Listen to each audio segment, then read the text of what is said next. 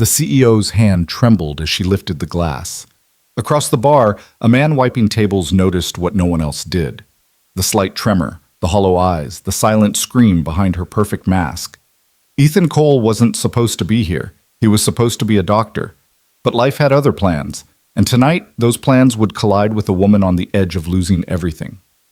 If you want to see how one desperate night changed two broken lives forever, stay with me until the end. Drop a comment telling me which city you're watching from.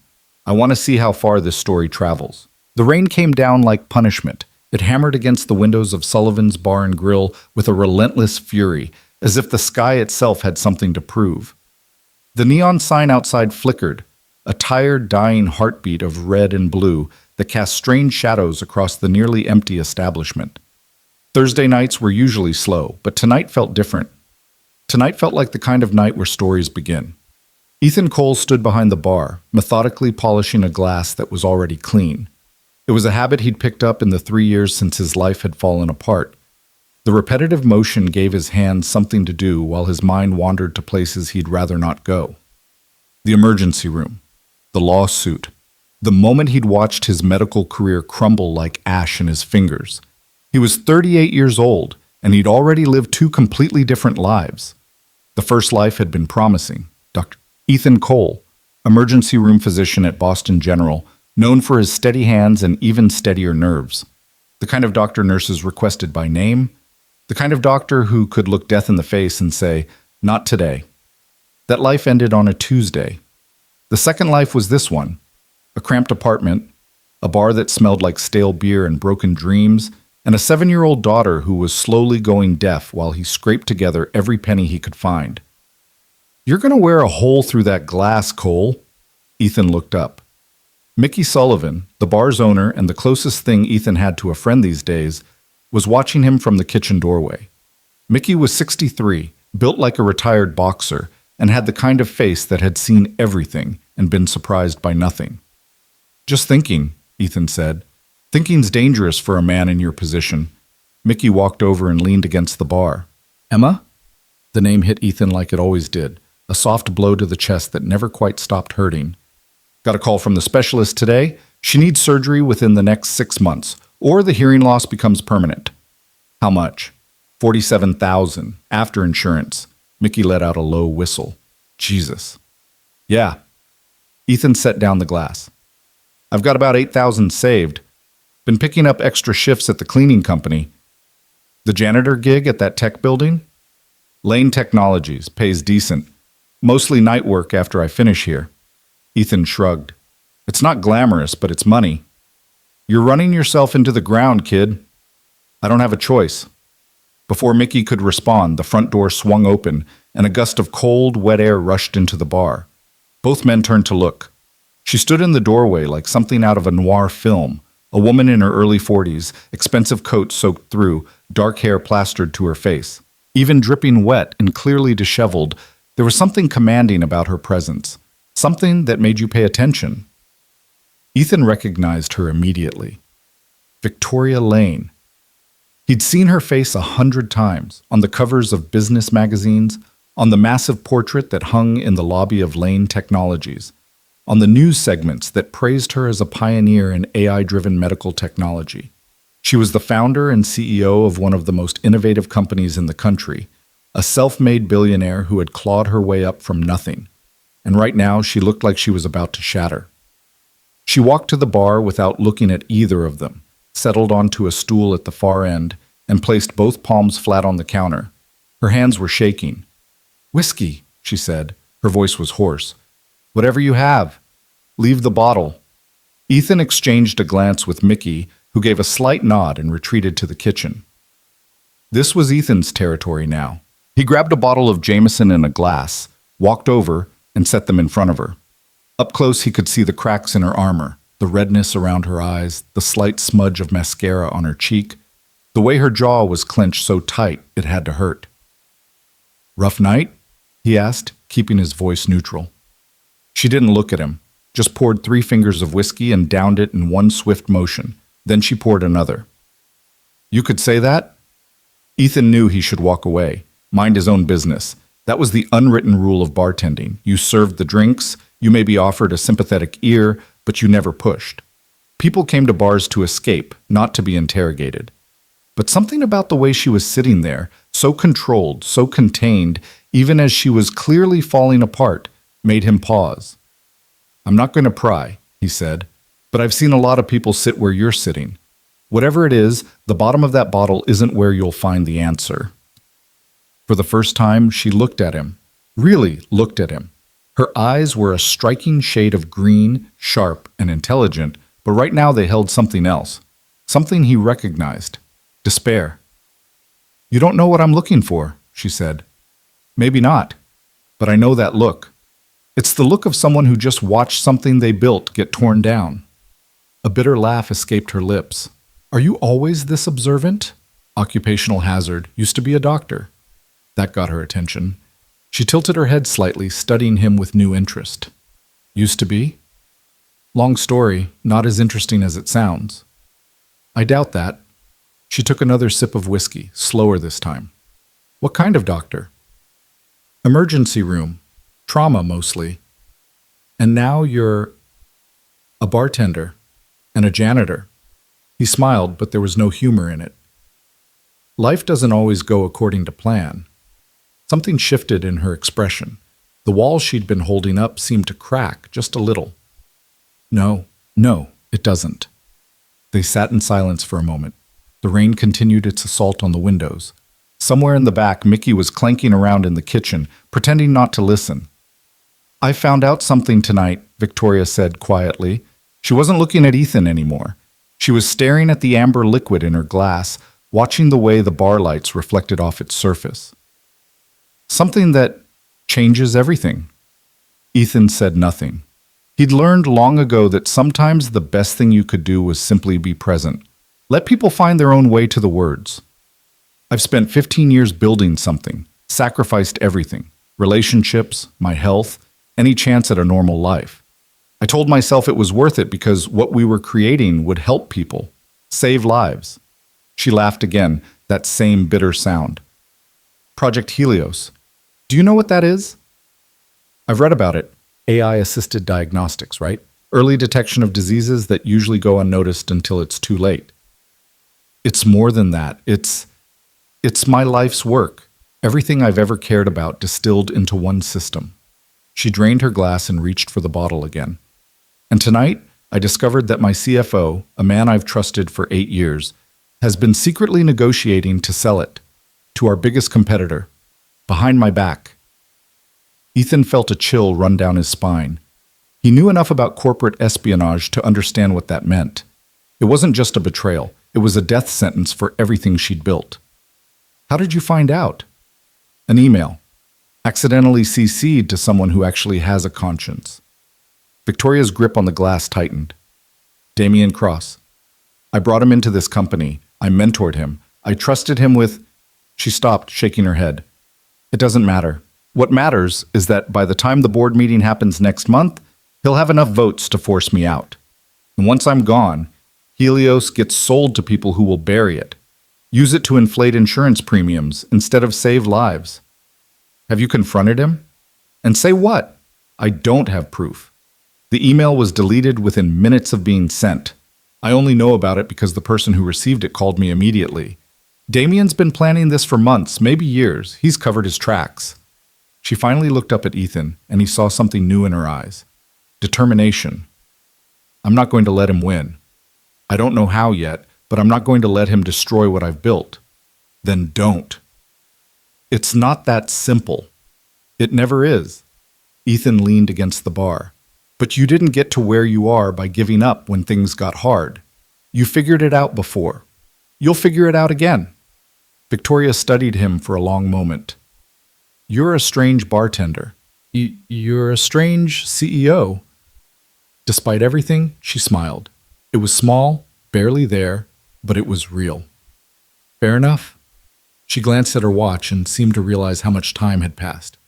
"I should go. Early meeting tomorrow that I need to pretend to be functional for." "You drove here?" "Took a car service. She pulled out her phone, stared at it for a moment, then let out a frustrated sigh. "App isn't working." "Of course. Cabs don't run much in this weather." Mickey called from the kitchen doorway, apparently having given up any pretense of not listening. Storm's supposed to get worse before it gets better. Victoria rubbed her temples. She was still slightly unsteady. The whiskey had done its work. I'll figure something out. I can drive you. The words were out of Ethan's mouth before he'd fully thought them through. Both Victoria and Mickey looked at him with surprise. I'm off in 20 minutes, he continued. I've got a car.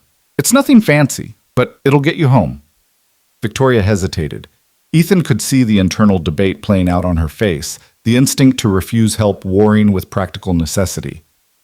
I don't even know your name, she said. Ethan. Ethan Cole. Why would you do this? Drive a stranger home in a storm? It was a good question. Ethan wasn't entirely sure of the answer himself. Maybe it was because he recognized something in her, the same exhaustion, the same desperate determination to keep going, even when everything was falling apart. Maybe it was because she reminded him of himself 3 years ago, sitting in a lawyer's office learning that his career was over. Or maybe it was simply because she needed help, and he'd spent too many years being the kind of person who helped. Because it's raining, he said simply, and because you look like you could use a break. She stared at him for what felt like a long time. Then, slowly, she nodded. All right, Ethan Cole, take me home. She paused, and when she spoke again, her voice was barely above a whisper. And don't ask why. The drive took 45 minutes.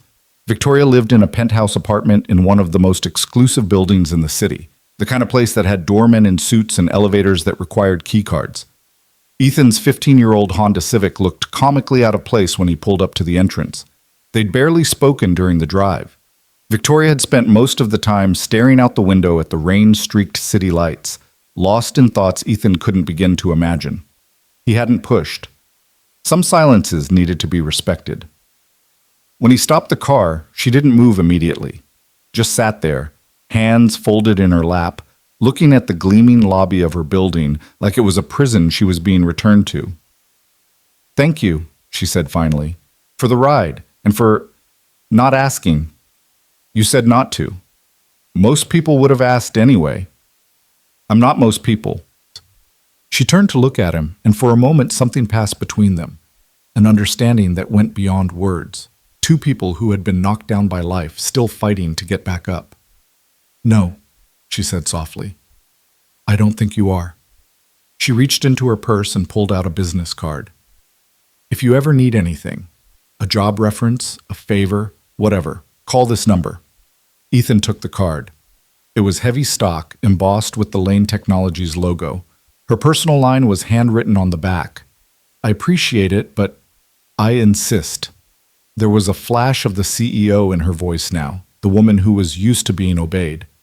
Consider it payment for services rendered. Before he could respond, she was out of the car and walking toward the building entrance. She didn't look back. Ethan sat there for a moment, watching her disappear into the lobby. Then he looked down at the card in his hand. He should throw it away. Whatever was happening in Victoria Lane's life, it was corporate drama on a scale he couldn't begin to comprehend. He had his own problems. Emma's surgery, the bills piling up, the exhaustion that had become his constant companion. But something stopped him. Instead of tossing the card, he slipped it into his wallet. 2 weeks later, Ethan got the call. He was at Lane Technologies, pushing a mop across the executive floor at 2 a.m. when his phone buzzed. The number was unfamiliar, but something made him answer. Mr. Cole? The voice was crisp, professional. A woman, but not Victoria. Speaking. My name is Margaret Chen. I'm Victoria Lane's executive assistant. Ms. Lane would like to meet with you tomorrow morning. Are you available at 9 a.m.? Ethan stopped mopping. I'm sorry, meet with me about what? I'm not at liberty to discuss the details over the phone, but Ms. Lane specifically requested you by name. She said you'd understand. He didn't understand. Not even a little, but curiosity got the better of him. 9 a.m. I'll be there. Sam, the Lane Technologies headquarters was a monument to modern architecture, all glass and steel and sharp angles, designed to look like the future had arrived early. Ethan had been inside dozens of times as a janitor, but always at night when the building was empty and quiet. During the day, it was a different beast entirely. The lobby buzzed with activity, employees in expensive suits rushing to meetings, visitors being escorted by security, screens displaying stock prices and news feeds. Ethan, in his best and only dress shirt, felt painfully out of place. "Mr. Cole," he turned to find a petite woman in her 50s approaching him. She had kind eyes behind wire-rimmed glasses and carried an iPad like it was an extension of her arm. "I'm Margaret Chen. Follow me, please." She led him to a private elevator that required a key card and a fingerprint scan. They rode up in silence, ascending past floor after floor until they reached the penthouse level, the executive suite. The doors opened onto a corridor that looked more like an art gallery than an office. Abstract paintings lined the walls, interspersed with windows that offered panoramic views of the city skyline. At the end of the hallway was a set of double doors, and beyond them, Victoria Lane's office. It was massive. Floor-to-ceiling windows on 3 sides, a desk that probably cost more than Ethan's annual salary, and enough empty space to play a game of basketball. But what struck him most was how impersonal it felt. No photos, no plants, no signs that an actual human being spent time here. Victoria stood by the window, her back to him. She was dressed immaculately, a tailored navy suit, hair pulled back in a sleek bun. The woman from the bar was gone. This was the CEO. "Leave us, Margaret." The assistant nodded and retreated, closing the doors behind her. Victoria turned around, and Ethan was struck again by the sharpness of her gaze. She looked better than she had 2 weeks ago, more composed, more controlled, but there was still something underneath, a storm held in check. "You came," she said. "You asked." "I wasn't sure you would. Most people would have assumed it was a prank or a trap." "Maybe I'm not most people." The ghost of a smile crossed her face. "No, that's becoming increasingly clear." She walked to her desk but didn't sit. Instead, she leaned against it, arms crossed, studying him with an intensity that made him want to squirm. "I'm going to ask you something, Ethan, and I need you to be completely honest with me. Can you do that?" "Yes." "Why were you working as a janitor in my building?" The question caught him off guard. "I needed the money. They were hiring. I looked you up. Dr. Ethan Cole, graduate of Johns Hopkins School of Medicine, board-certified emergency physician, 12 years of experience. You performed over 2,000 trauma surgeries. You had one of the highest patient survival rates in the state." She paused. "And then 3 years ago, you were sued for malpractice, lost your license, and disappeared." Ethan felt his stomach tighten. He'd known this might come up eventually, but hearing his history laid out so clinically still stung. The lawsuit was dismissed. The patient's family was grieving and needed someone to blame. But the damage was done. "Yes. You lost everything." "Not everything." He thought of Emma, of her smile, of the way she still looked at him like he was a hero even though he felt like anything but. "I lost my career, but I didn't lose what mattered most." Victoria was quiet for a moment. Then she nodded as if he'd passed some kind of test.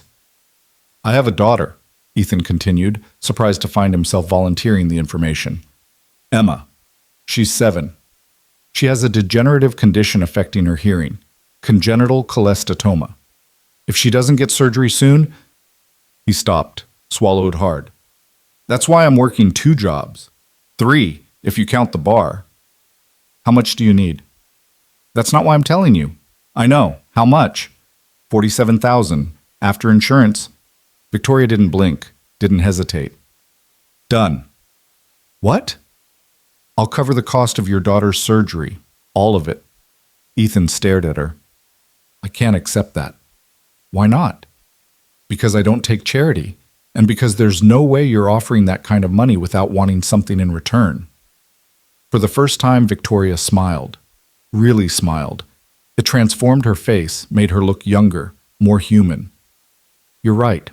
I do want something." She pushed off from the desk and walked toward him. "I need a driver." "A driver?" "My previous driver was compromised. I discovered he was reporting my movements to Damien Cross." I can't trust anyone from the agency. I can't trust anyone in my own company. She stopped a few feet away from him. But something tells me I can trust you. Why? You barely know me. Because you didn't ask. That night at the bar, I was falling apart, and you could have pushed, could have pried, could have tried to use what you saw against me. Instead, you just drove me home. No questions. No agenda. She held his gaze. Do you know how rare that is in my world? Ethan was quiet for a long moment, processing what she was offering. A job. Medical care for Emma.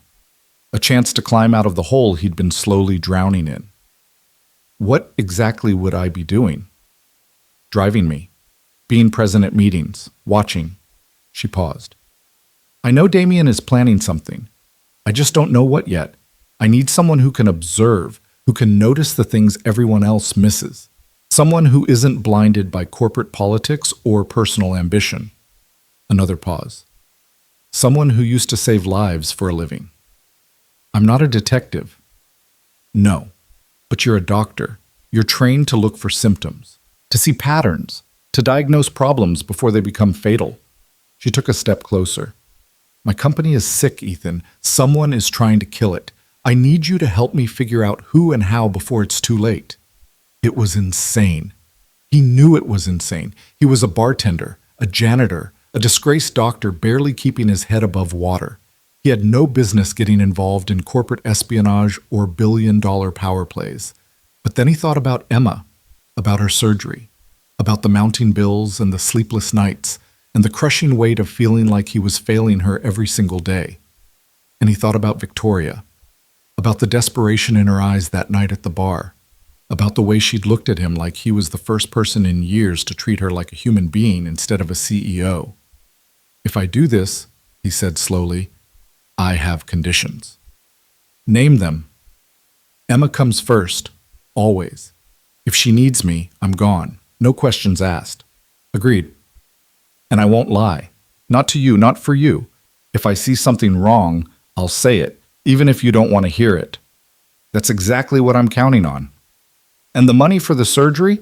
It's a loan, not a gift. I'll pay you back. Victoria tilted her head. Why does that matter? Because I don't want to owe you. I don't want this to be something you can hold over me. If I'm going to help you, it has to be because I choose to, not because I'm bought and paid for.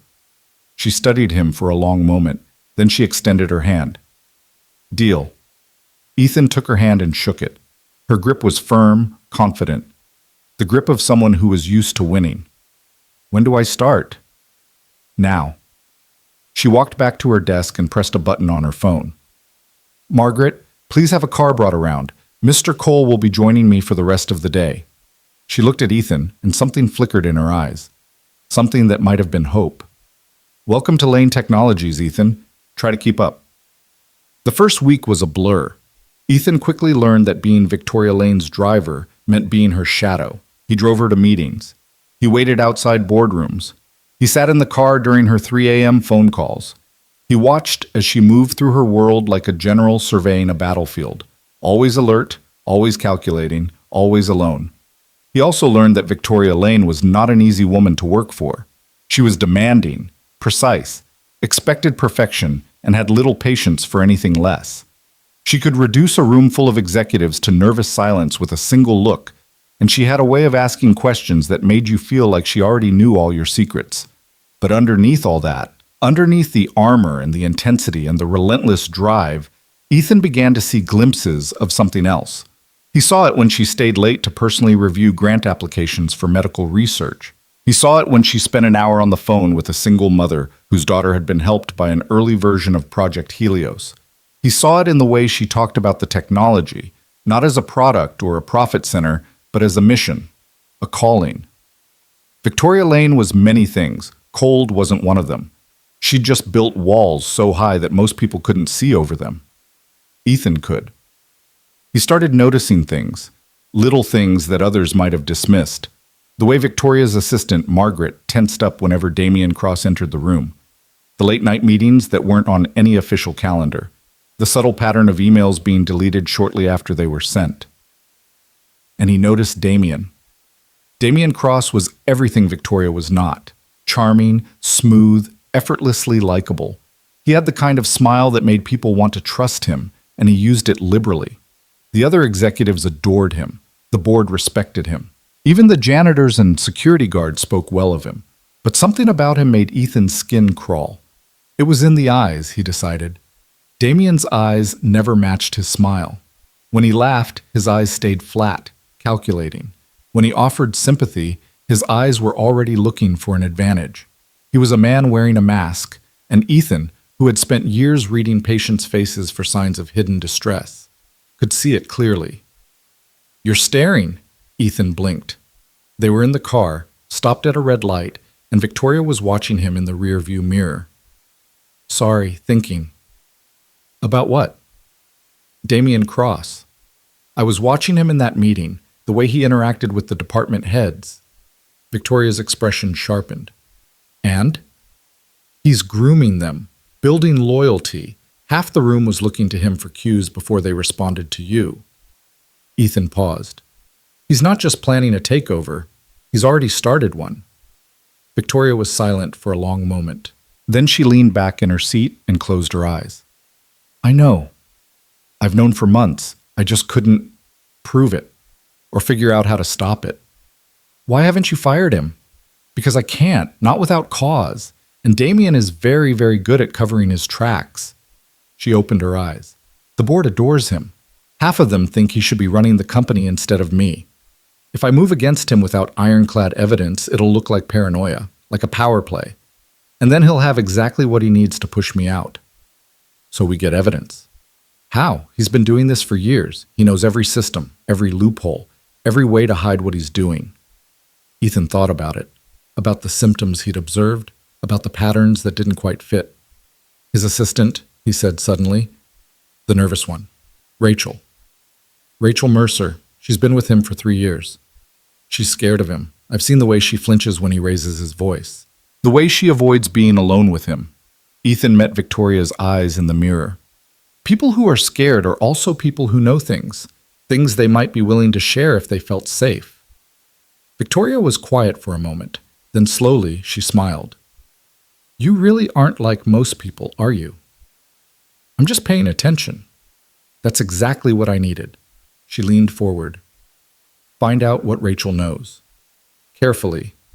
If Damien suspects we're onto him, he'll accelerate his timeline and we'll lose everything." Ethan nodded. "I'll be careful." "And Ethan?" He looked at her. "Thank you for seeing what others don't." He didn't know how to respond to that, so he just nodded and turned his attention back to the road. Behind him, Victoria Lane stared out the window at the city lights and allowed herself, for the first time in months, to hope. The breakthrough came on a Thursday.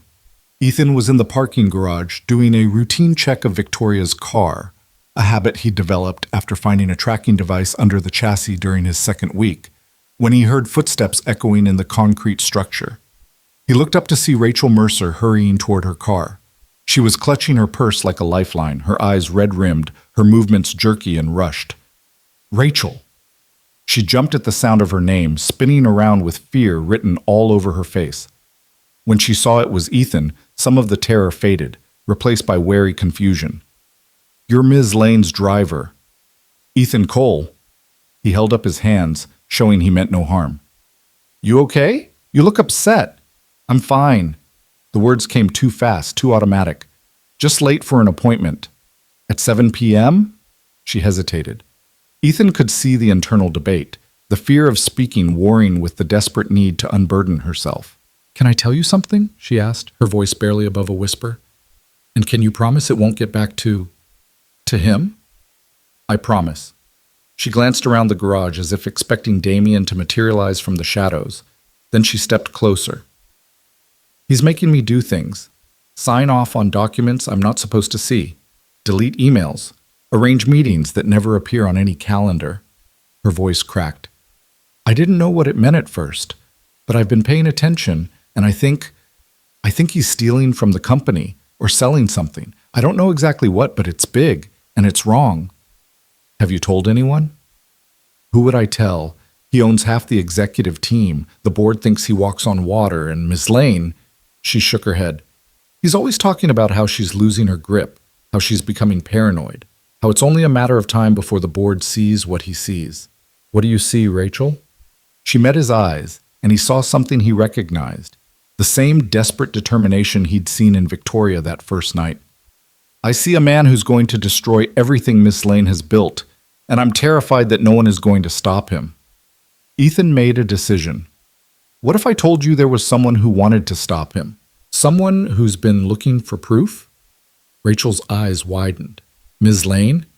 She knows something's wrong. She just can't prove it. But if you have access to the things he's been hiding... He let the implication hang in the air. Rachel was silent for a long moment. Then, slowly, she reached into her purse and pulled out a flash drive. I've been copying things. Just in case. I didn't know what I was going to do with it, but... She pressed the drive into Ethan's hand. Everything's on there. The emails, the documents, the meeting recordings he thought were deleted.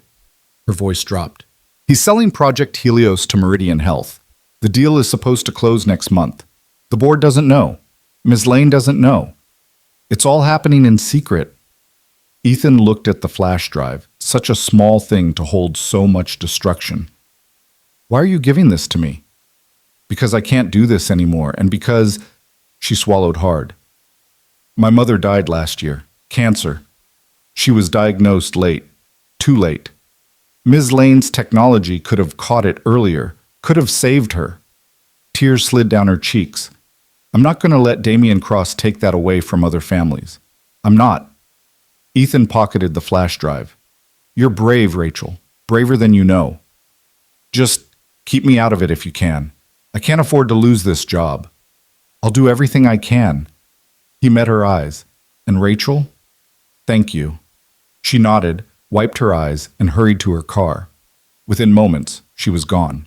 Ethan stood alone in the garage, the flash drive burning a hole in his pocket, and realized that everything was about to change. So, he brought the drive to Victoria that night. They sat in her penthouse apartment, a space that felt even emptier than her office, and watched as she plugged it into her laptop. The files were damning. Emails coordinating with Meridian Health executives, financial documents showing shell companies designed to funnel money, board presentations that had been doctored to hide the true state of the company's finances. And at the center of it all, Damien Cross. Victoria's face was unreadable as she scrolled through the evidence, but her hands were shaking. He's been planning this for 2 years, she said quietly. 2 years, and I never saw it. You weren't supposed to. That was the whole point. I trusted him. I brought him into my company, my inner circle, my life. She slammed the laptop shut. I'm such a fool. No, you're human. You trusted the wrong person. It happens. Not to me. Not anymore. She stood abruptly, pacing to the window. The city sprawled out below them, millions of lights glittering in the darkness. This is enough to stop him. This is enough to take to the board, to the authorities, to... Victoria. Something in his voice made her stop, turn around. This is also enough for him to know that someone betrayed him. If you move on this now without a plan, he'll figure out it was Rachel, and I promised her I would keep her safe. Victoria's jaw tightened. For a moment, Ethan thought she was going to argue, to prioritize the company over one scared assistant. But then she sighed, and the fight seemed to drain out of her. You're right. I know you're right. She walked back to the couch and sat down heavily. We need a plan, a way to expose him without destroying everyone in the crossfire. We'll figure it out. Will we? She looked at him, and for the first time he saw the vulnerability she worked so hard to hide. I've spent my entire life building things. I don't know how to fight wars. Then learn. You're Victoria Lane. You don't know how to give up. Something flickered in her eyes. Something warm. Something grateful. How do you do that? Do what? Make me believe that everything might actually be okay. Ethan didn't have an answer, so he just sat there beside her as the night stretched on and the city lights continued to glitter below. They would figure it out. They had to. Because somewhere across town, a 7-year-old girl was sleeping, unaware that her father was caught up in something bigger than either of them had ever imagined. And Emma. Emma was worth fighting for. They all were. The rain had finally stopped. Outside Victoria's window, the first hints of dawn were beginning to paint the sky.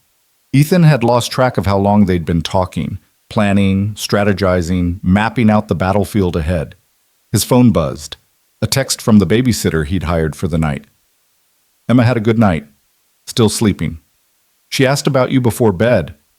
He stared at the message for a moment, feeling that familiar ache in his chest. Your daughter. He looked up. Victoria was watching him with an expression he couldn't quite read. Yeah, Emma. She's the reason for all of this. Tell me about her. It wasn't a request, but it wasn't quite a demand either. It was something in between, an invitation perhaps, an opening in walls that never opened. So Ethan told her. He told her about Emma's laugh, high and bright, even as her hearing faded, about her drawings stuck to every surface of their tiny apartment, about the way she still made him coffee every morning, even though she was too young to work the machine and always put in too much sugar. He told her about the diagnosis, the surgery, the countdown that hung over everything like a guillotine. And when he was done, Victoria was quiet for a long time. She sounds remarkable, she said finally. She is. You're a good father, Ethan. I'm trying to be. No. Victoria leaned forward, her gaze intense. You are. Whatever else you've lost, whatever else the world has taken from you, you're a good father. Don't ever doubt that. Ethan felt something loosen in his chest, something he hadn't realized he'd been carrying. Thank you, he said. That means more than you know. Victoria nodded, then, almost hesitantly, she asked, Would you like to bring her by sometime, Emma? I'd like to meet her. It was such a small thing, such a simple invitation, but it felt like something much bigger. I'd like that, Ethan said. She'd like that too. Victoria smiled. It was soft, uncertain, nothing like the razor-sharp confidence she showed the rest of the world. But it was real. Then it's a date, she said. And as the sun rose over the city, casting golden light through the windows, Ethan realized something. He wasn't just fighting for Emma anymore. He was fighting for Victoria too.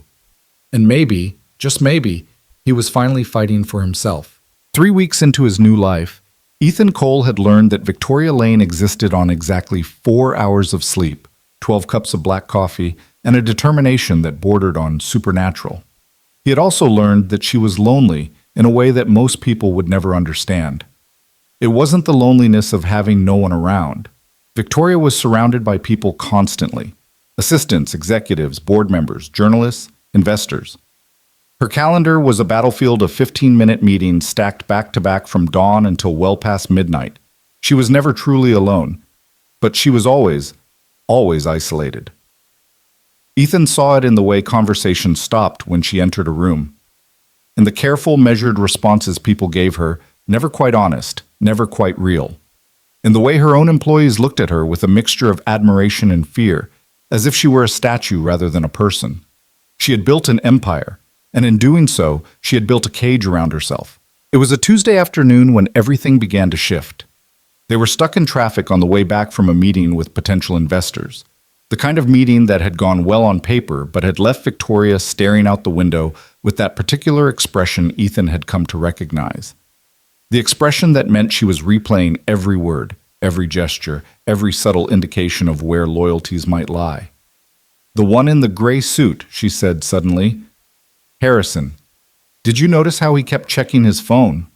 Ethan glanced at her in the rearview mirror. Every time you mentioned the timeline for Project Helios going public. He's reporting to someone. Probably Damien, possibly Meridian directly. She leaned her head against the window. They're everywhere. I can't tell anymore who's actually on my side and who's just waiting for the right moment to put a knife in my back. Not everyone is against you. How do you know? Because I'm not. Margaret's not. Rachel took an enormous risk to help you. Ethan stopped at a red light and turned to face her. You're not alone in this, Victoria. You just have to stop acting like you are. She met his eyes, and for a moment the mask slipped. He saw the exhaustion underneath, the fear, the desperate hope that she kept locked away from everyone else. Do you know what it's like? She asked quietly. To spend 15 years building something, only to watch it being stolen from you piece by piece? To know that the person you trusted most in the world has been lying to you from the very beginning? No, Ethan admitted. But I know what it's like to lose everything you've built, to watch your whole life collapse and wonder if any of it was real. Your career, my marriage, my sense of who I was. He turned back to the road as the light changed. 3 years ago, I was Dr. Ethan Cole. I had a purpose, an identity. And then one night, a patient died on my table. Not because I did anything wrong, the court eventually agreed on that, but because sometimes people die and someone has to be blamed. What happened? His family sued. The hospital's lawyers decided it was easier to settle than to fight, which meant I became the scapegoat. Lost my license pending review, lost my position, lost my wife shortly after because she couldn't handle being married to a man who was no longer who she'd signed up for. He paused. Emma was 4. She's the only reason I kept going. Victoria was silent for a long moment. When she spoke again, her voice was softer than he'd ever heard it. I'm sorry, I didn't know the details. You read my file. Files don't tell you what it felt like. She leaned forward slightly. How did you survive it? The falling? Ethan considered the question. It was the kind of question he'd asked himself countless times during those first dark months, when the world had seemed determined to crush him into dust. I stopped trying to hold on to what I'd lost, he said finally, and started focusing on what I still had. Emma needed a father. I couldn't be a doctor anymore, but I could still be that. So that's what I became. That simple? No, it was the hardest thing I've ever done, but sometimes the simple answers are the right ones, even when they're not easy. Traffic began to move again. The city slid past them, glass towers reaching toward a sky that couldn't decide whether to rain or shine. I don't know how to let go, Victoria said. Lane Technologies is all I have. It's all I've ever had. If I lose it, you won't. You can't promise that. No, Ethan agreed. But I can promise that whatever happens, you won't face it alone. Not anymore. She didn't respond. But when he glanced in the mirror, he saw something in her eyes that hadn't been there before. Hope. The first real hope he'd seen since the night she'd walked into Sullivan's bar. That evening, Victoria did something unprecedented. She canceled her remaining meetings. Margaret nearly dropped her iPad when Victoria announced it. In the 3 years Margaret had worked as her executive assistant, Victoria Lane had never voluntarily canceled anything. She had conducted conference calls from hospital beds, taken investor meetings while running a fever of 103, and once famously closed a major acquisition while her appendix was actively trying to kill her.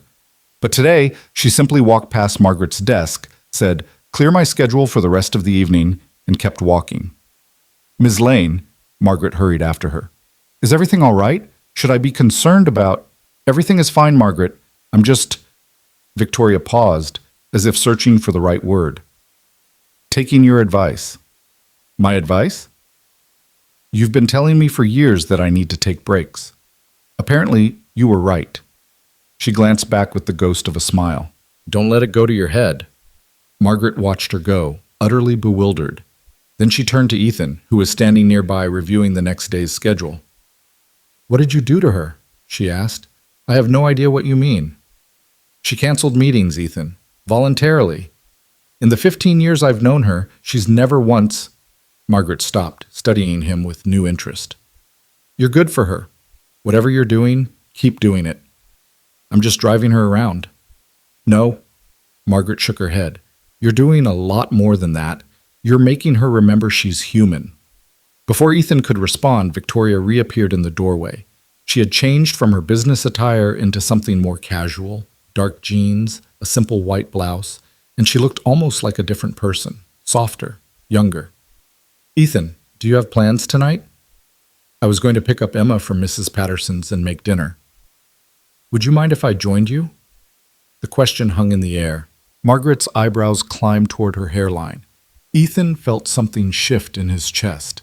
"I'd like that. Emma would too." "Good." Victoria grabbed her coat.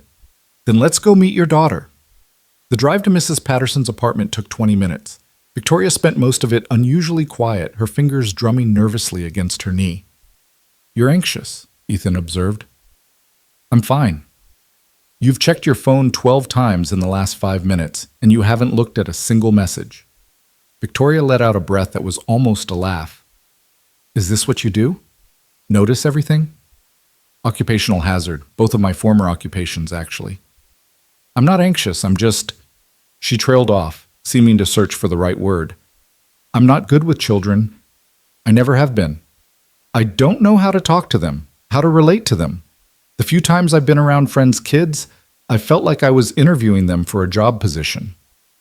Emma's 7. She doesn't want to be interviewed. She just wants to be seen. What does that mean? It means she spent her whole life being treated differently because of her hearing. Doctors examine her like she's a puzzle to be solved. Teachers speak slowly and loudly like she's fragile. Other kids either avoid her or treat her like a curiosity.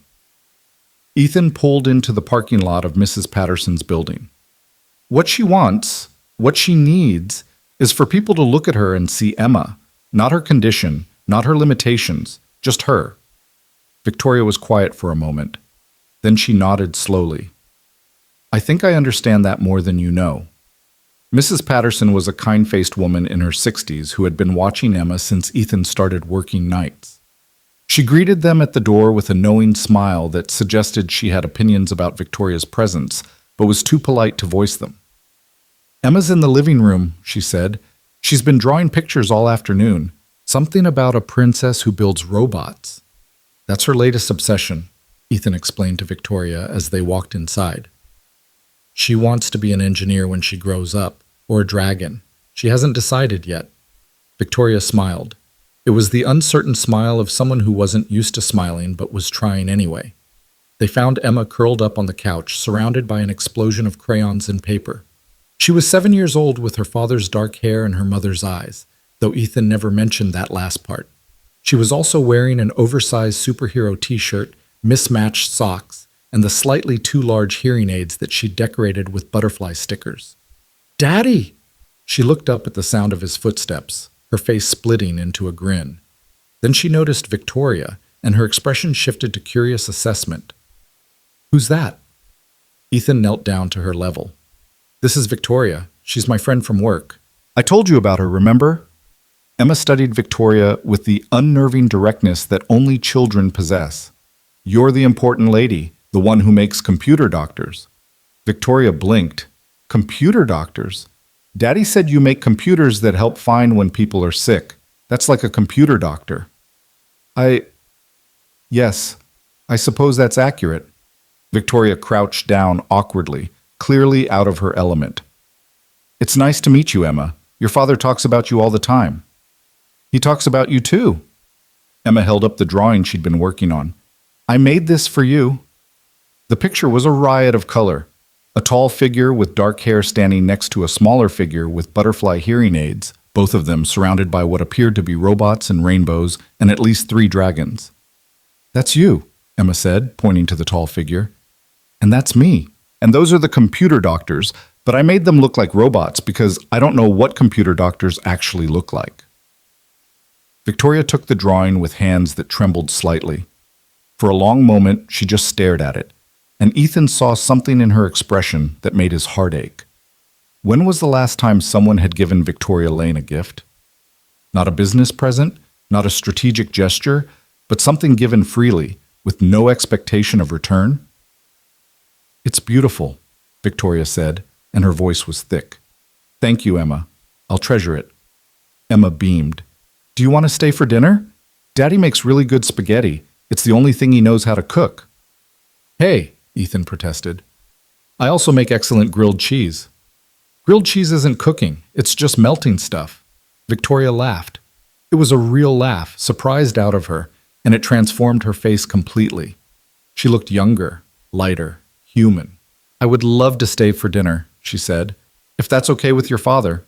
Emma turned to Ethan with an expression of exaggerated pleading. Please, Daddy, please, please, please. Well, Ethan said, fighting a smile, I suppose I can manage to melt some extra cheese. Dinner was chaos in the best possible way. The apartment was small, a 2-bedroom unit in a building that had seen better decades. But Emma filled it with her energy, chattering away about school and her drawings, and the deaf superhero she'd invented called Captain Soundwave, who could see sound waves and turn them into weapons. Victoria, to Ethan's surprise, kept up with all of it. She asked questions. Real questions, not the patronizing kind that adults often ask children. She wanted to know about Captain Soundwave's origin story, about the technical specifications of Emma's robot designs, about which dragon from her drawings would win in a fight, and why. And Emma, who usually retreated into shyness around strangers, opened up like a flower in sunlight. "Daddy says you work a lot," Emma said, twirling spaghetti around her fork. "Like a lot. Do you ever get tired?" "Sometimes," Victoria admitted, "but I love what I do, so it doesn't feel like work most of the time." "That's what Daddy says about being a doctor. He misses it." Emma said this matter-of-factly, with the casual brutality of childhood honesty. "He doesn't talk about it, but I can tell. Sometimes he watches those hospital shows and gets really quiet." Ethan felt his face flush. "Emma, it's okay, Daddy. Being sad about stuff doesn't mean you're not happy now." She turned back to Victoria. "He's happy now. I can tell that too." Victoria's eyes met Ethan's across the table. Something passed between them, an acknowledgement of shared wounds, shared recovery, shared hope. "I'm glad," Victoria said softly. "You have a very special dad, Emma." "I know," Emma grinned. "He's the best dad in the whole world, even when he burns the grilled cheese." After dinner, Victoria helped with the dishes while Emma worked on a new drawing at the kitchen table. It was such a domestic scene, so utterly normal, that Ethan had to keep reminding himself that the woman drying plates beside him was worth several $billion and ran one of the most innovative companies in the country. "She's remarkable," Victoria said quietly, watching Emma work. "You've done an incredible job with her." "She's done an incredible job with me. I'm not sure I'd have survived the last 3 years without her." "The surgery. How much time do we have?" The question brought reality crashing back. For a few hours, Ethan had almost forgotten the countdown, the looming deadline, the shadow that hung over everything. 4 months? Maybe 5. After that, the damage becomes permanent. And the money? Still short. About 30,000. He forced a smile. "I'll figure it out. I always do." Victoria set down the dish she was drying. When she spoke, her voice was quiet but firm. "I told you I would cover the surgery. And I told you I don't take charity. This isn't charity. This is..." She paused, searching for the right word. "This is me investing in something that matters. You've helped me more in 3 weeks than most people have in 15 years. Let me help you back." Victoria's tea. "Ethan." She turned to face him fully. "I have more money than I could spend in 10 lifetimes. I live in a penthouse that feels like a mausoleum. I have employees who fear me, competitors who want to destroy me, and until very recently, not a single person in my life who saw me as anything other than a CEO." Her voice cracked slightly. "You and Emma, you've shown me what I've been missing, what I gave up to build my empire. Let me do this. Not because I pity you or because I feel obligated, but because it matters to me. Because she matters to me." She gestured towards Emma, who was now so absorbed in her drawing that she was oblivious to the adult conversation happening 3 feet away. "I don't know how to be part of a family," Victoria continued. "I've never had one, not really. But if you'll let me, I'd like to try. I'd like to be someone in her life, in your life." She swallowed hard. "Please." It was the please that got him. Victoria Lane didn't say please. She commanded, she demanded, she expected. But right now, standing in his cramped kitchen with dish soap suds on her designer blouse, she was just a woman asking for something she desperately needed. Connection. "Okay," Ethan said, "but the money is still a loan." "Of course. And I'm not doing this because of the surgery. I'm doing this because..." He glanced at Emma, then back at Victoria. "Because she asked if you were staying, and I realized I wanted you to say yes." Victoria's eyes glistened. She blinked rapidly, fighting back tears that she clearly wasn't used to showing. "I'd like to say yes," she whispered. "If you'll let me." Before Ethan could respond, Emma looked up from her drawing. "Are you going to kiss now? Because that's what happens in the movies when people look at each other like that." Ethan choked on air. Victoria turned an impressive shade of red. "We're not We weren't, Ethan stammered. It's okay if you do. Emma shrugged with the casual indifference of a 7-year-old who had already moved on to more important matters. I drew another picture. This one has a castle. Do you want to see? Victoria seized the change of subject like a lifeline. I would love to see. As she crossed the room to look at Emma's latest creation, she glanced back at Ethan with an expression that made his heart skip. Later, he thought, they would talk about this later. But first there was a castle to admire. The weeks that followed settled into a rhythm that Ethan hadn't expected. His job as Victoria's driver expanded organically, becoming something harder to define. He was her driver, yes, but also her confidant, her strategist, her eyes and ears in rooms she couldn't access. He sat in on meetings as an invisible presence, noting the subtle tells that others missed. He compiled observations into reports that Victoria studied like battle plans, and increasingly, he was something else entirely. He was her friend. Their dinners with Emma became a regular occurrence, every Thursday and Sunday, unless an emergency demanded Victoria's attention. Mrs. Patterson started keeping extra groceries on hand, joking that she should start charging rent for how often the important lady came to visit. Emma, for her part, had decided that Victoria was the most fascinating person she had ever met. She knows everything, Emma declared one evening. I asked her how computers think, and she explained it for like an hour, and now I understand. She should be a teacher. She has a company to run, Ethan pointed out.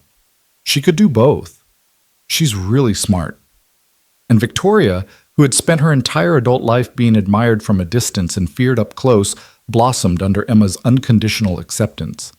She brought gifts, books about engineering, a child's microscope, art supplies that cost more than Ethan's weekly groceries.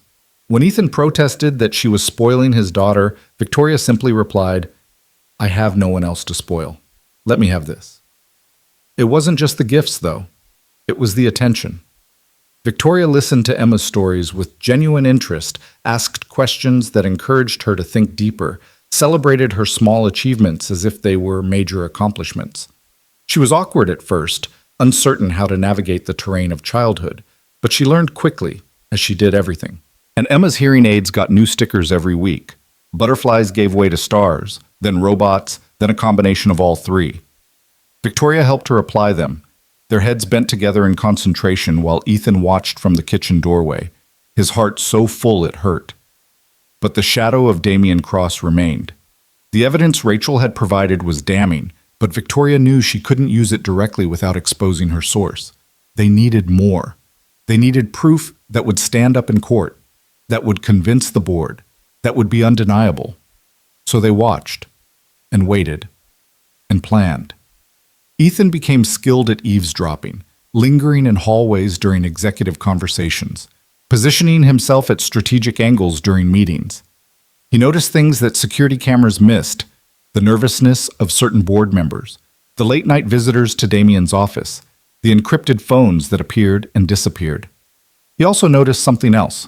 Damien had started watching him. It was subtle at first, a lingering glance, a casual question about Ethan's background, an unexpected interest in his schedule.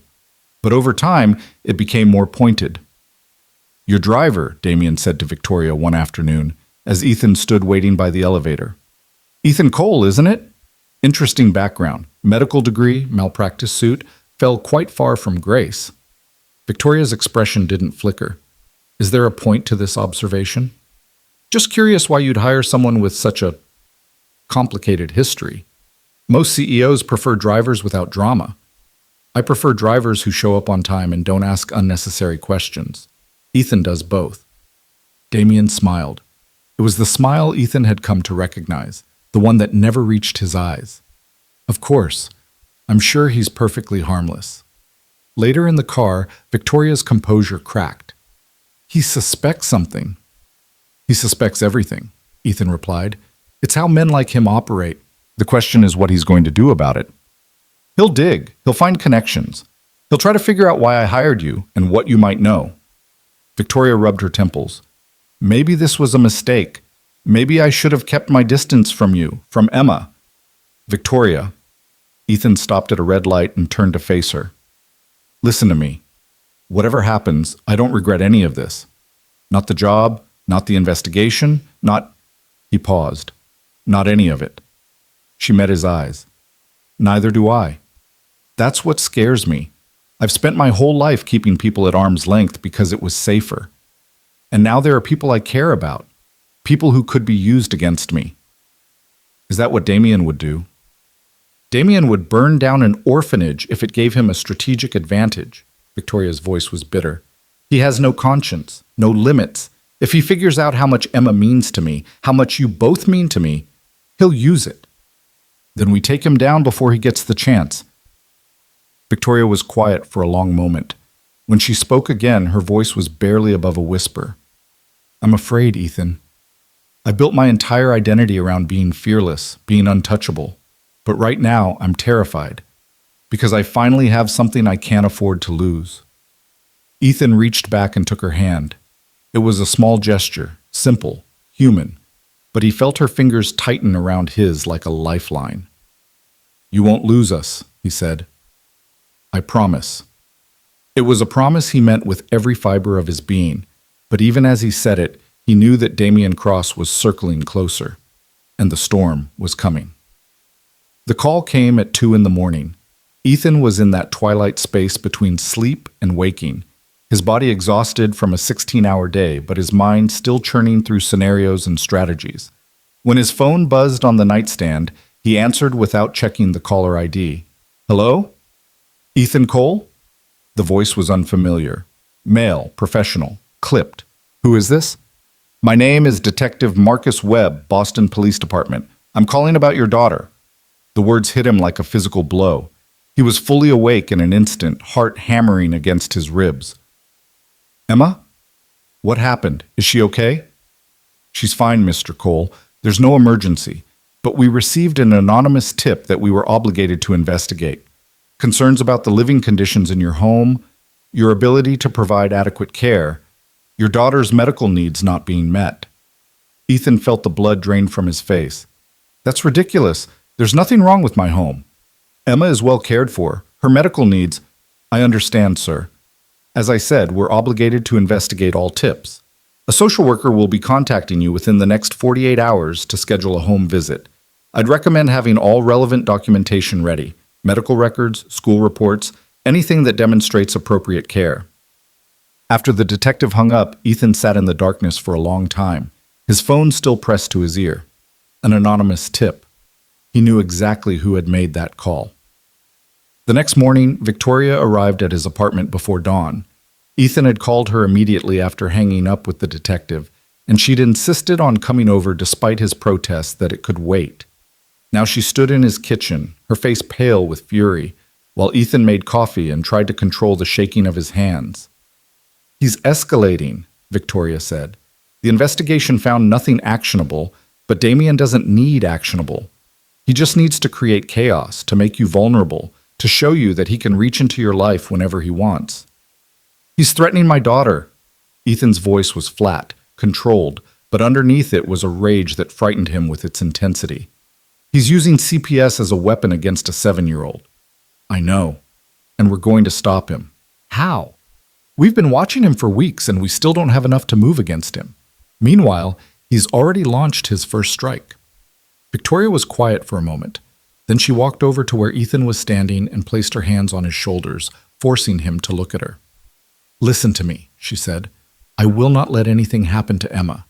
I will use every resource I have, call in every favor I'm owed, burn down my own company if I have to. That little girl is...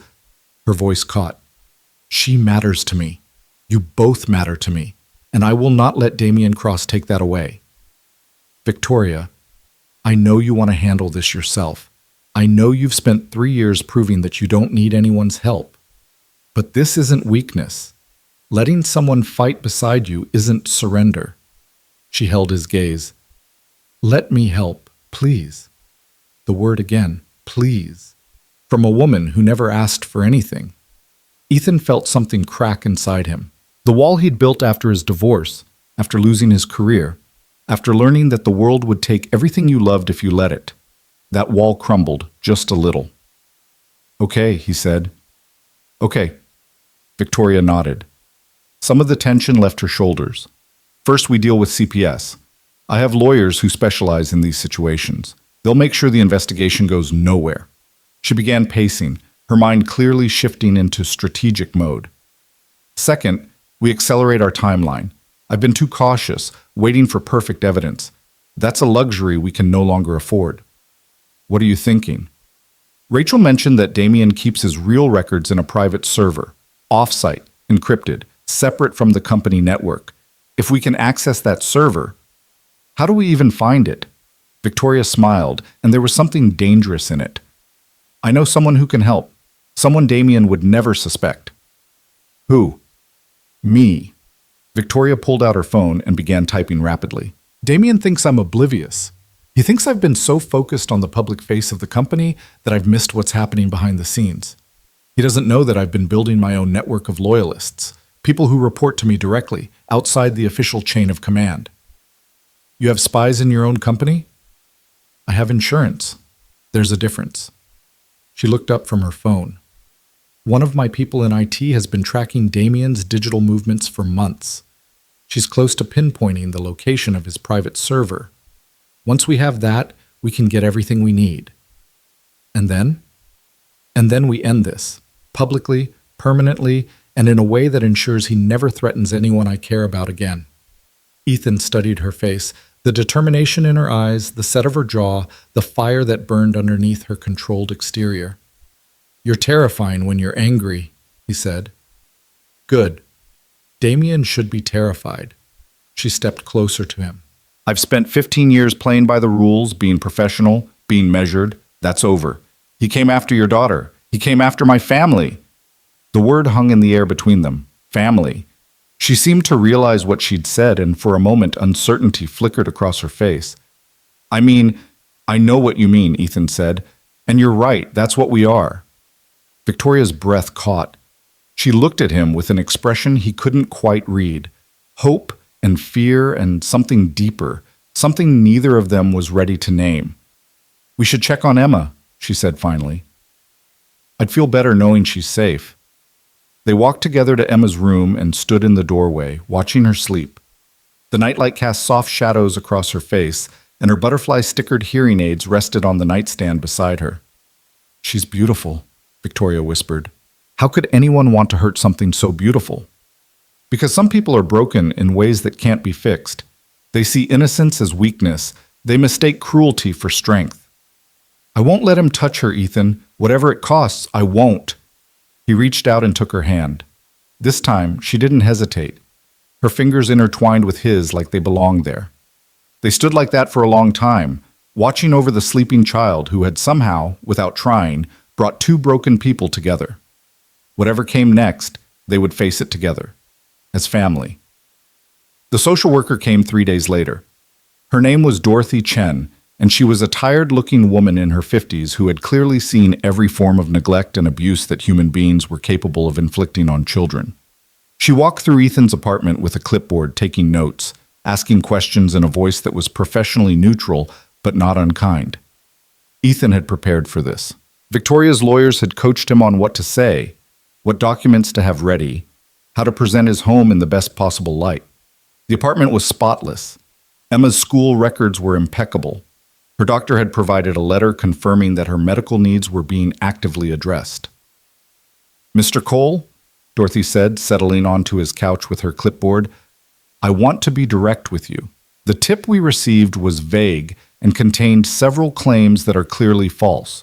Your daughter appears healthy, happy, and well cared for. Your home is clean and safe. By every metric I can assess, you're doing an excellent job under difficult circumstances. Ethan felt some of the tension leave his shoulders. Thank you. That said, I do have some concerns. Dorothy's expression became more serious. The tip mentioned something about your daughter's upcoming surgery. Can you tell me about that? Emma has a condition called cholesteatoma. It's a type of abnormal skin growth in the middle ear. Without surgery, she'll lose her hearing completely. And the surgery is scheduled for when? As soon as possible. We're working with Boston General to finalize a date. The tip suggested that you might not be able to afford the procedure, that your financial situation is precarious. Ethan hesitated. This was the trap. The place where Damien's manipulation became clear. If Ethan admitted financial struggles, it could be used as evidence of inability to provide. But if he lied, and the lie was discovered, it would be worse. "I won't lie to you," he said finally. 6 months ago, that would have been true. But circumstances have changed. I have a new position with a steady income, and the surgery costs have been addressed through personal loans and assistance from my employer. Dorothy made a note on her clipboard. "Your employer? That would be Victoria Lane?" Ethan's jaw tightened. "Yes. Ms. Lane is quite wealthy, I understand." "I'm not sure what you're implying." "I'm not implying anything, Mr. Cole. I'm just noting that your relationship with Ms. Lane seems to extend beyond the professional." Dorothy looked up from her clipboard. "There's nothing wrong with that. In fact, it's probably beneficial for Emma to have additional support figures in her life. I'm just trying to understand the full picture." "The full picture is that I met Victoria when I was at my lowest point. She offered me a job when no one else would. And over time, we became friends. She's been incredibly kind to my daughter." Ethan held Dorothy's gaze. "Whatever else you've been told, that's the truth." Dorothy studied him for a long moment. Then she closed her clipboard and stood up. "Mr. Cole, I've been doing this job for 23 years. I've seen real neglect, real abuse, children living in situations that would break your heart."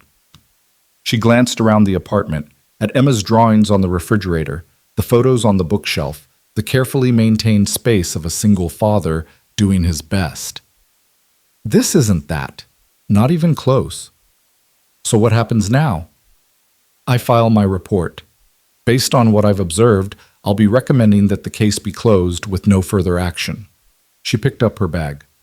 "Whoever made that tip, they weren't doing it out of concern for your daughter. They were doing it to hurt you." "I know."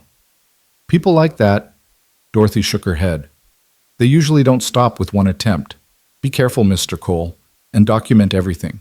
If there are future incidents, you'll want a paper trail." After she left, Ethan sat on his couch and let his head fall into his hands. The relief was overwhelming, but underneath it was something else. Damien's first strike had failed. That meant a second strike was coming. The server location came through a week later. Victoria's IT contact had traced Damien's private network to a data center in a nondescript building in Cambridge, a place that processed thousands of legitimate business accounts and was therefore virtually invisible. The server was protected by multiple layers of encryption, but Rachel had provided passwords that she'd copied during her years as Damien's assistant. The plan was simple: access the server, download everything, and compile it into a package that would be undeniable. The execution was anything but. "I should be the one to do it," Victoria said. They were in her penthouse, maps and diagrams spread across her dining table like a military operation. "If anyone is caught accessing that server, it should be me. I'm the CEO. I have at least plausible authority to investigate potential corporate malfeasance. And if Damien has people watching the facility, if he's anticipated this, then I'll deal with it." Ethan shook his head. "Victoria, you're the most recognizable face in this company. The moment you set foot in that building, everyone will know." "Then what do you suggest?" "I go. I'm a nobody, a driver. No one looks twice at the hired help." "Absolutely not. If something goes wrong, then it goes wrong for me, not for you." Ethan leaned forward. "Think about it strategically. If I'm caught, Damien can't prove anything. I'm just a disgruntled employee acting on my own. If you're caught, he has exactly what he needs to accelerate the board takeover." Victoria was silent for a long moment. He could see the conflict in her eyes, the desire to protect him warring with the logic of his argument. "I don't like it," she said finally. "You don't have to like it. You just have to let me do it." "What about Emma? If something happens to you, nothing is going to happen." Ethan reached across the table and took her hand. "I spent 12 years making split-second decisions in emergency rooms. I've held people's lives in my hands. I know how to handle pressure. This isn't a hospital. No, it's more important than that." He squeezed her hand. "This is about protecting our family. You, me, Emma. I won't let Damien take that away." Victoria looked at him for a long moment. Then, slowly, she nodded. "Okay," she said. "We do this your way. But I'm going to have backup in place. Security I trust, lawyers on standby, Everything we need if things go sideways. I wouldn't expect anything less. And Ethan? She held his gaze. Come back to me. Promise me. I promise. He meant it. God, he meant it. But he also knew that promises didn't always survive contact with reality. The data center was exactly as nondescript as Victoria's contact had described. A beige building in an office park, surrounded by insurance companies and accounting firms. Ethan arrived at 11 p.m., dressed in the uniform of a maintenance worker and carrying a toolbox that contained a laptop and several data storage drives. His cover story was simple. He was there to perform routine HVAC maintenance on behalf of the building management company. The credentials Victoria's team had forged were flawless. The security guard at the front desk barely looked up from his phone. Sign in, 3rd floor. Ethan signed a fake name and took the elevator up. His heart was pounding, but his hands were steady. Years of emergency medicine had taught him how to function under pressure, how to compartmentalize fear and focus on the task at hand. The server room was at the end of a long hallway, behind a door that required a keycard. Rachel's passwords worked perfectly. Ethan slipped inside and found himself surrounded by the hum of cooling systems and the blinking lights of thousands of servers. Damien's private setup was in the corner, a dedicated rack separate from the main systems. Ethan connected his laptop, entered the encryption keys, and watched as 15 years of secrets began downloading to his drives. Emails, financial records, meeting recordings, evidence of the Meridian deal, of kickbacks and bribes, of systematic manipulation of Lane Technologies' stock price. Everything they needed. The download was 80% complete when the door opened. Ethan spun around to find himself face-to-face with Damien Cross. Damien looked exactly as he did in the office, perfectly groomed, perfectly composed, perfectly calm. He was flanked by 2 security guards who definitely weren't the building's regular staff. Dr. Cole, Damien said, his voice carrying that silky menace that Ethan had come to despise. I must admit, I'm impressed. I expected Victoria to try something eventually, but I didn't expect her to send her lapdog to do it. Damien. Ethan kept his voice level. I don't know what you think is happening here. Please, we're past the point of pretense. Damien stepped closer, and the guards moved with him. I've known about Victoria's little investigation for weeks. Did you really think my assistant could copy files without me noticing? Rachel's loyalty was always negotiable.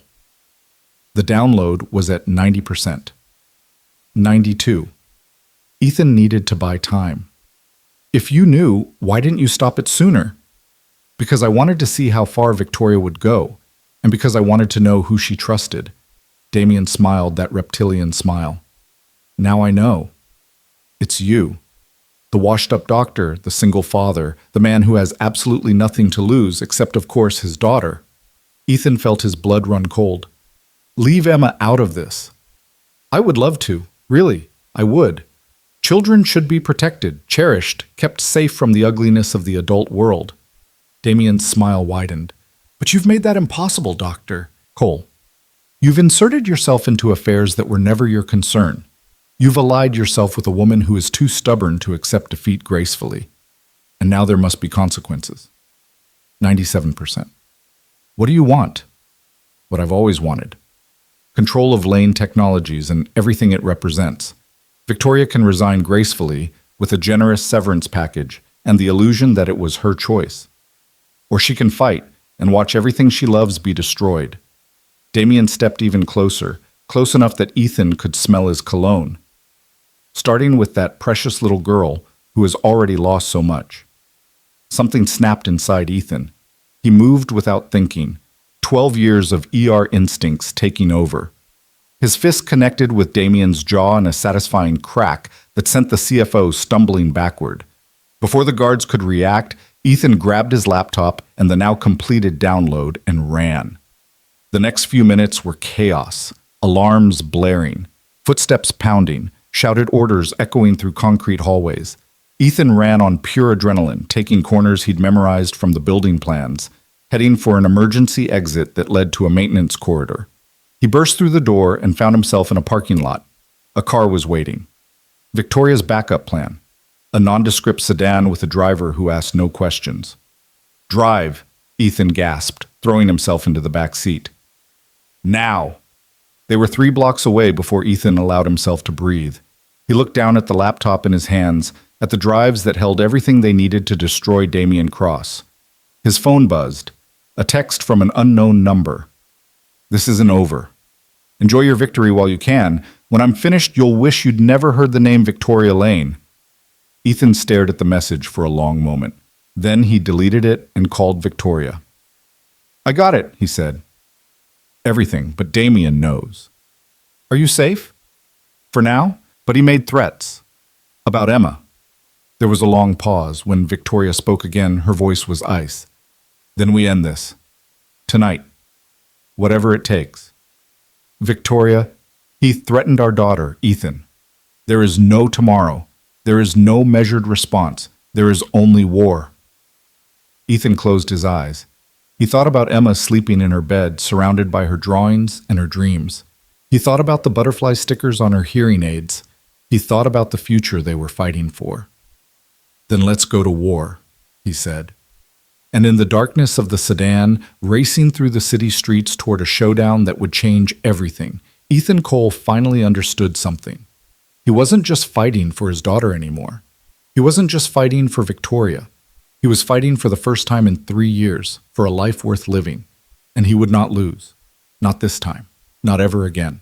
The war room was Victoria's private conference room on the 47th floor of Lane Technologies, a space that few employees even knew existed, accessible only through a hidden door in her office. It had been designed for crisis management, for the kind of situations where information security meant the difference between survival and destruction. Tonight, it served its purpose. Ethan arrived just after midnight, the laptop and storage drives clutched against his chest like sacred artifacts. Victoria was already there, along with Margaret, 2 lawyers Ethan had never met, and a woman in her 30s with sharp eyes and a cybersecurity firm logo on her badge. Show me, Victoria said the moment he walked in. Ethan connected the laptop to the room's secure display system. Within seconds, the evidence of Damien Cross's betrayal filled the screen. Thousands of documents, hundreds of emails, recordings that stretched back years. The room fell silent as the scope of it became clear. My God, Margaret whispered. He's been planning this since the beginning. The cybersecurity expert, her name was Dr. Sarah Chen, no relation to Margaret, leaned forward, her fingers flying across a keyboard as she sorted through the files. This is comprehensive. Financial fraud, insider trading, corporate espionage, and here, she pulled up a specific folder. Evidence of the Meridian deal. He's been negotiating the sale of Project Helios for 18 months. The purchase price is $4.2 billion, of which Damien personally receives $800 million in consulting fees and stock options. $800 million? One of the lawyers repeated. For selling technology he had no right to sell. It gets worse. Sarah opened another file. He's been manipulating Lane Technologies' stock price for years, spreading negative information through shell companies, suppressing positive news, all designed to depress the share price so Meridian can acquire at a discount. She looked at Victoria. He's not just stealing from you. He's stealing from every shareholder in the company. Victoria's face was unreadable. She stood at the head of the table, her hands flat on the surface, staring at the evidence of betrayal by a man she had trusted for nearly a decade. Can we use this? She asked quietly. Legally? The senior lawyer, a silver-haired man named Harrison Wright, rubbed his chin. The acquisition method is problematic. Dr. Cole accessed a private server without authorization. Any criminal prosecution would be complicated by questions of how the evidence was obtained. What about the board? Civil action. Different standard. In a civil case or a board proceeding, the evidence itself matters more than how it was gathered. And this evidence... Harrison gestured at the screen. This is a smoking gun. Multiple smoking guns. If you present this to the board, Damien Cross is finished. When is the next board meeting? Scheduled for 3 weeks from now, but given the circumstances, you could call an emergency session. How quickly? 48 hours minimum. We'd need to follow proper notification procedures, document everything, prepare a presentation that walks through the evidence clearly. Victoria nodded slowly. Do it. I want the board convened in 48 hours. She turned to Sarah. In the meantime, I need you to secure these files. Multiple backups, multiple locations. If Damien tries to destroy the evidence, I want copies he can never reach. Already on it. And Ethan. Victoria's eyes met his, and he saw something in them that made his heart twist. Gratitude. Fear. And something else, something deeper. Thank you. I know what you risked tonight. I'd do it again, he said, without hesitation. Before anyone could respond, Ethan's phone buzzed. He glanced at the screen and felt his blood turn to ice. It was a message from Mrs. Patterson. Emma woke up crying. She says she can't hear anything in her left ear. I think you need to come home. The drive to Mrs. Patterson's apartment was a blur. Victoria insisted on coming, canceling everything, refusing to let Ethan face this alone. They left the lawyers and cybersecurity team to continue their work and race through empty streets that seemed to stretch forever. Emma was sitting on Mrs. Patterson's couch when they arrived, her face streaked with tears, her hands pressed against her ears as if she could somehow force them to work through sheer will. "Daddy," she sobbed when she saw him. "I can't hear right. It's all fuzzy and quiet and I don't like it." Ethan knelt in front of her, taking her hands in his. Hey, look at me. It's okay. I'm here." "It's not okay." Emma's voice cracked. "What if it doesn't come back? What if I can't hear you anymore? What if I can't hear Victoria read stories or Mrs. Patterson singing or anything?" Victoria dropped to her knees beside Ethan. "Emma, sweetie, listen to me. We're going to fix this. I promise you." "You can't promise that." Emma's eyes were red, swollen, filled with a fear that no 7-year-old should ever have to carry. "The doctor said it might get worse before the surgery. They said I might lose more hearing. They said—" "I know what the doctor said." Victoria's voice was firm but gentle. "And they're right that there are things we can't control. But here's what I can promise you. Your father and I are going to do everything in our power to make sure you get that surgery as soon as possible. And until then, we're not going to leave your side. Whatever happens, you won't face it alone. Do you understand?" Emma stared at her for a long moment. Then, slowly, she nodded. "Okay," she whispered. "Okay." Victoria pulled her into a hug, holding her tight while the little girl cried. Over Emma's shoulder, her eyes met Ethan's. He saw it then, the moment when everything changed. The moment when Victoria Lane, CEO and billionaire and master of her universe, became something else entirely. A mother, not biologically, not officially, but in every way that mattered. They took Emma home and put her to bed, staying with her until she finally fell asleep. Then they sat together in Ethan's kitchen, drinking cold coffee and trying to make sense of a world that seemed determined to fall apart. "I'm calling Dr. Morrison first thing in the morning," Ethan said. "We need to move up the surgery timeline." "How much can we accelerate it?" "I don't know. The specialist we've been working with said she needed at least 2 more weeks of preparation. But that was before tonight." Victoria was quiet for a moment. "There might be another option." "What do you mean?" "There's a surgeon in New York, Dr. James Whitfield. He's the best in the country for pediatric cochlear procedures. He has a reputation for taking urgent cases that other doctors won't touch. I've heard of him. His waiting list is 18 months long." "Not for everyone." Victoria pulled out her phone. 3 years ago, I donated $15 million to fund his research program. He owes me a favor." "Victoria, you can't just watch me." She was already dialing. "I told you I would do whatever it takes. I meant it." The call connected. Ethan listened as Victoria explained the situation in clinical, precise terms. Emma's condition, the sudden deterioration, the urgency of the timeline. He couldn't hear the other side of the conversation, but he could read Victoria's expression as it shifted from determination to relief. "Thank you, James. I won't forget this." She hung up and turned to Ethan. "He can see her tomorrow. If she's a candidate for his procedure, he can operate within the week." Ethan stared at her. "Tomorrow? That's impossible." "Apparently not." Victoria's smile was tired but triumphant. "I told you, whatever it takes." He didn't know what to say, didn't know how to express the gratitude and relief and love that was threatening to overwhelm him. So instead, he crossed the kitchen, took her face in his hands, and kissed her. It wasn't planned, wasn't calculated. It was simply the inevitable result of two people who had been circling each other for weeks, drawn together by circumstance and held together by something much stronger. When they finally broke apart, Victoria was trembling. "Ethan," she whispered, "I don't know how to do this. I don't know how to be this." "Neither do I. We'll figure it out together." "What if I mess it up? What if I hurt you or Emma or—" "Then we'll deal with it. Together." He rested his forehead against hers. "I spent 3 years being alone because I thought it was safer. I was wrong.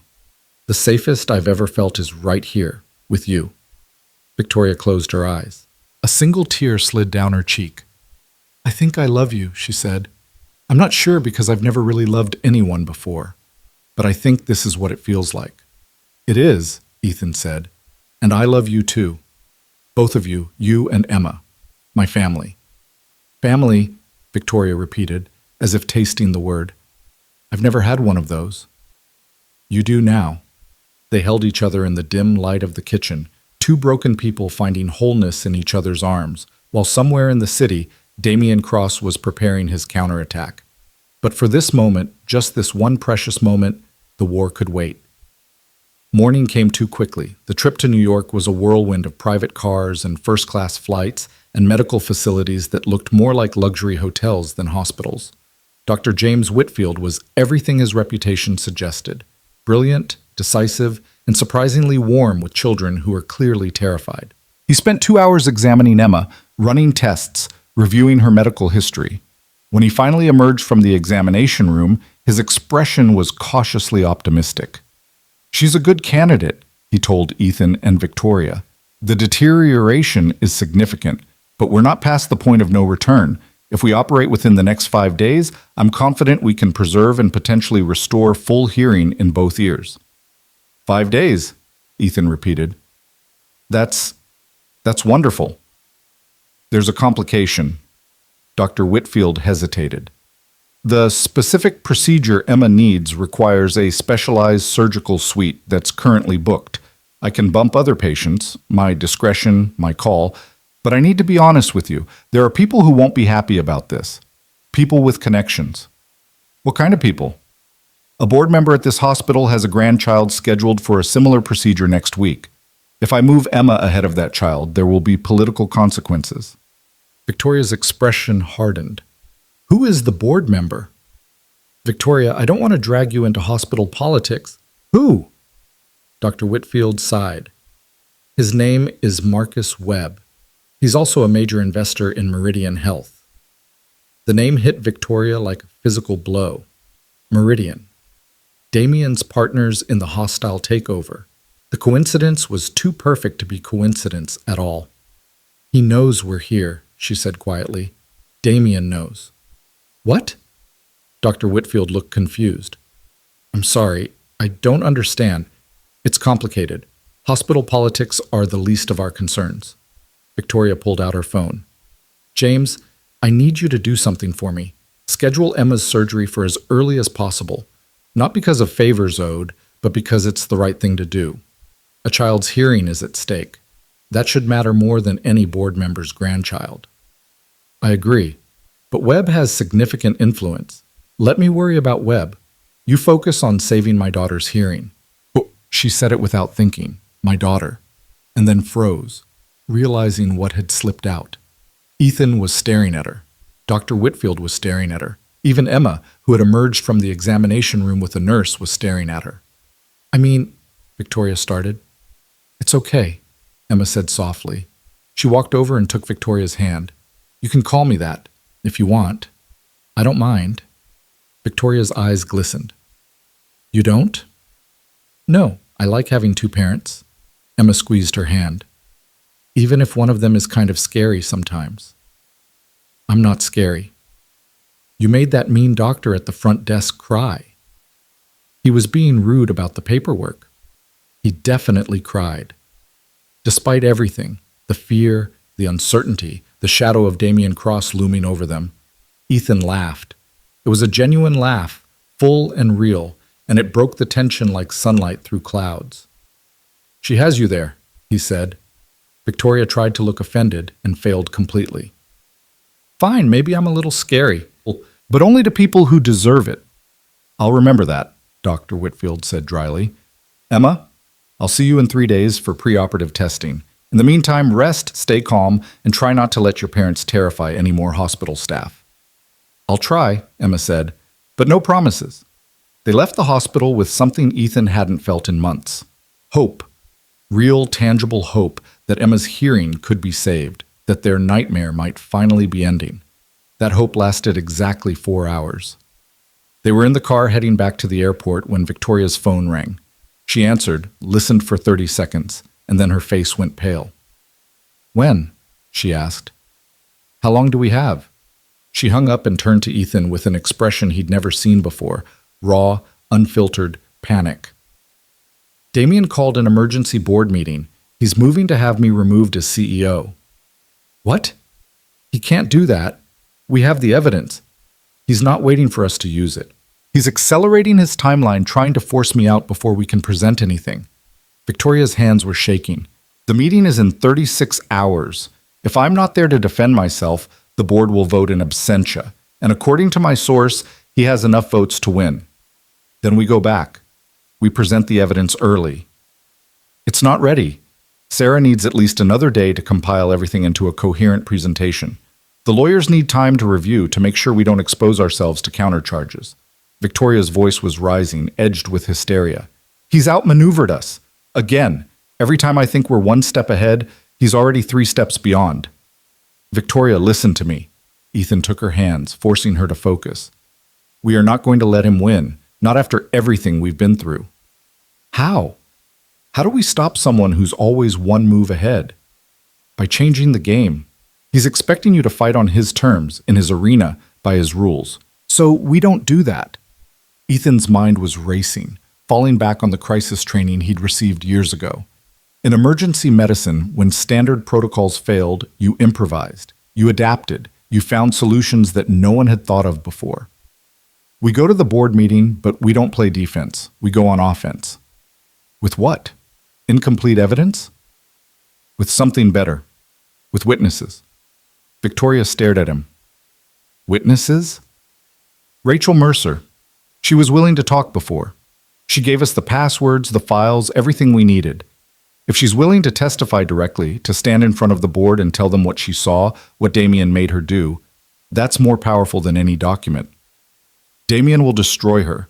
He'll use every connection he has to ruin her life. Not if we protect her, not if we make it clear that she's under your personal protection, that any retaliation against her is retaliation against Lane Technologies. Ethan leaned forward. Think about it, Victoria. The board doesn't just need to see evidence of Damien's crimes. They need to see what kind of man he really is. Rachel can show them that. Her fear, her courage, her willingness to risk everything to do the right thing, that's the story that will convince them. Victoria was quiet for a long moment, processing. Then, slowly, the panic in her eyes began to fade, replaced by something sharper, something stronger. You're right, she said. Documents can be disputed, manipulated, explained away.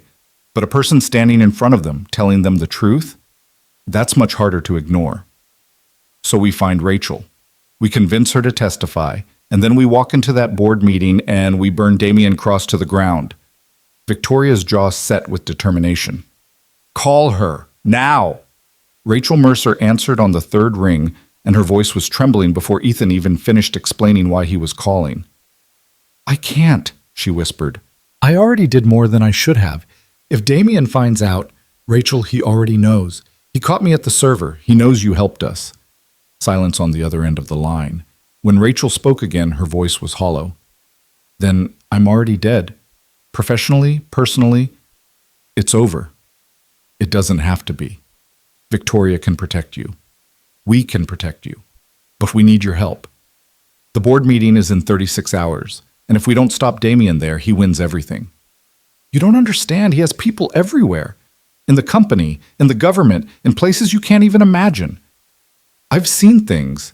Rachel's voice cracked. I've seen what happens to people who cross him. They don't just lose their jobs. They lose everything. Their families, their reputations, their lives. And what happens if he wins? Ethan pressed. He sells Project Helios to Meridian. Technology that could save millions of lives gets buried or monetized beyond reach. Everything Victoria has built gets destroyed. Is that what you want? Of course not. But I have a daughter too, Ethan. She's 12. Her name is Lily. If something happens to me, nothing is going to happen to you, I promise. You can't promise that. No one can. Ethan closed his eyes. He thought about Emma, about the fear in her eyes when she'd woken up unable to hear, about the lengths he would go to protect her. You're right, he said quietly. I can't promise that nothing will happen. What I can promise is that we will fight for you, the same way we're fighting for ourselves. Victoria isn't the kind of person who abandons people who help her. If you do this, you won't be alone. There was a long pause. Ethan could hear Rachel breathing on the other end of the line, could almost feel her wrestling with the impossible choice. My daughter, she said finally. If I do this, I need to know she's safe, completely safe. Somewhere Damien can't reach her. Done. Victoria has resources, security, safe houses, whatever you need. And my job. After all this is over, I'll need work. You'll have it. Victoria will make sure of that. Another long pause, then quietly, okay, I'll do it. Ethan let out a breath he didn't realize he'd been holding. Thank you, Rachel. You're saving more than just a company. I hope so, because if this goes wrong, we're all going to burn. The next 36 hours were controlled chaos.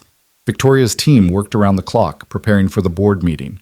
Sarah Chen compiled the digital evidence into a presentation that walked through Damien's crimes step by step. The lawyers drafted legal filings that would be submitted simultaneously to federal regulators. Security personnel escorted Rachel and her daughter to a safe location where Damien's reach couldn't follow. And through it all, Ethan stayed by Victoria's side. He brought her coffee when she forgot to eat. He reminded her to sleep when her eyes started to blur. He stood beside her during strategy sessions, offering the perspective of an outsider who could see things that people too close to the situation might miss. He also called Dr. Whitfield's office 3 times a day to check on Emma's surgery schedule. Each time, the answer was the same. The procedure was still on track, despite pressure from Marcus Webb and his Meridian connections. Dr. Whitfield, it seemed, was not the kind of man who compromised when a child's health was at stake. The night before the board meeting, Victoria and Ethan sat together in her penthouse, going over the presentation one final time. It was nearly 3 in the morning, and they were both running on fumes. What if it's not enough? Victoria asked quietly. What if they see all this evidence, hear Rachel's testimony, and still vote to remove me? They won't. You don't know that. Half the board has been cultivated by Damien for years. They trust him. They believe his version of reality. Then we show them a different version. Ethan set down the tablet he'd been reviewing. Victoria, you've spent 15 years building this company. You've created something that genuinely helps people, that makes the world better. That's not nothing. That matters. Does it? Sometimes I wonder if any of it matters. If I've just been fooling myself all along. Ethan moved closer, taking her hands in his. Listen to me. 3 months ago, I was a broken man. I'd lost everything. My career, my marriage, my sense of who I was. The only thing keeping me going was Emma, and even that felt like it was slipping away. And now? Now I have hope. Real hope. For Emma, for myself, for whatever this is between us.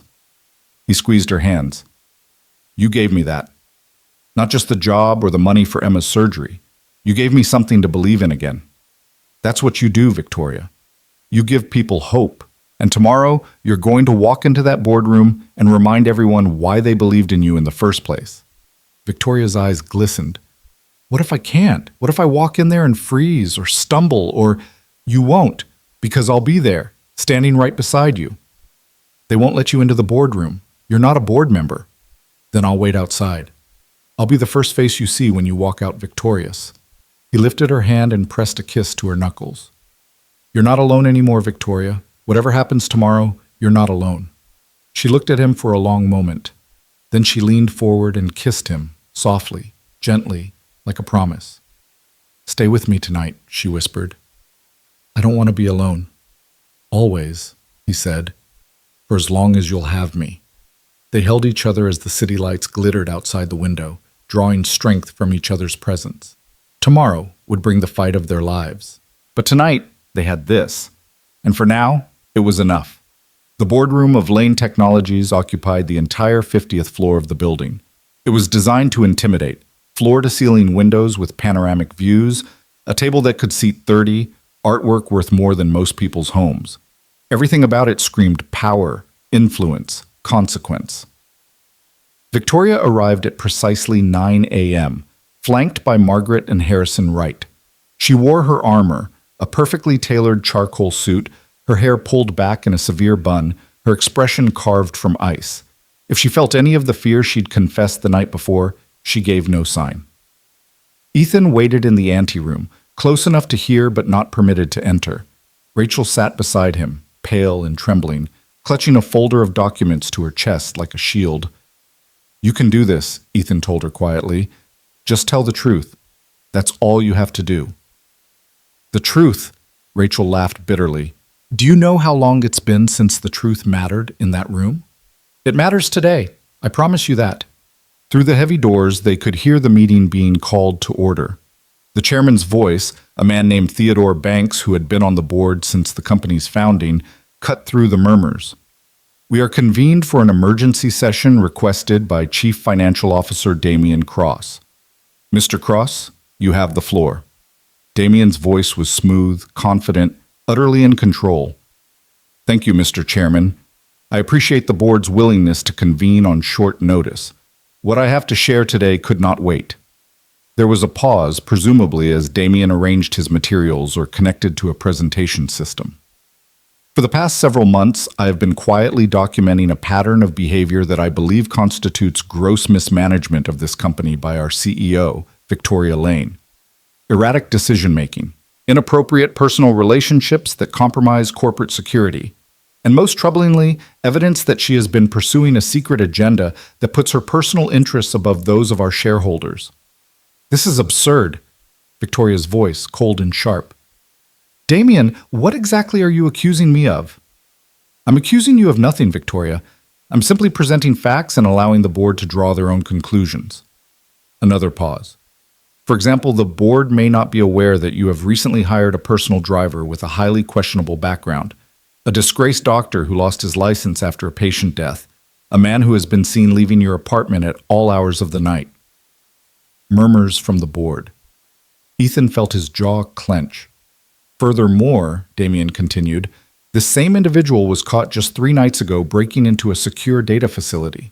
A facility that, I should add, has no connection to Lane Technologies' operations. One wonders what he was looking for, and what he was looking for on your behalf." "The board has no interest in my personal life," Victoria said, "and Dr. Cole's background has been thoroughly vetted." "Has it? By whom? Your personal lawyers? Your pet security team?" Damian's voice dripped with false concern. "Victoria, I'm not trying to embarrass you. I'm trying to protect this company, a company that you have increasingly treated as your personal fiefdom rather than a publicly traded corporation with obligations to its shareholders. This is ridiculous. Is it? Then perhaps you can explain why Project Helios, our most valuable intellectual property, remains years behind schedule and massively over budget. Why key employees have left in droves over the past 18 months.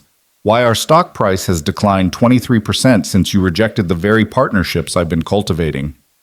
"Partnerships?" Victoria's laugh was harsh. "You mean the secret negotiations with Meridian Health? The ones where you personally stand to receive $800 million if this company is sold?" Silence. Complete, ringing silence. "I don't know what you're talking about," Damian said, but there was a slight crack in his composure. "Don't you? Then perhaps you can explain this." Ethan heard the sound of a tablet being passed around the table. He could imagine the board members' faces as they saw the evidence, the emails, the financial records, the proof of Damian's betrayal. "This is fabricated," Damian said quickly. "These documents are forgeries planted by Victoria to discredit me. These documents were extracted from your private server 3 nights ago. The same server you just mentioned, the one with no connection to Lane Technologies. Funny how you knew about that break-in, considering the facility isn't supposed to exist." More murmurs, louder now. The tide was beginning to turn. "I'd like to call a witness," Victoria continued. "Someone who can speak to the authenticity of these documents. Someone who has worked closely with Mr. Cross for 3 years and can testify to his activities." The door to the anteroom opened. Margaret appeared, gesturing to Rachel. "That's your cue," Ethan said quietly. Rachel took a deep breath. Her hands were still shaking, but there was steel in her eyes. "Tell them the truth," Ethan said. "That's all you have to do." Rachel nodded once, then walked through the door into the boardroom. The next 20 minutes were some of the longest of Ethan's life. He could hear Rachel's voice, quiet at first, but growing stronger as she described what she had witnessed.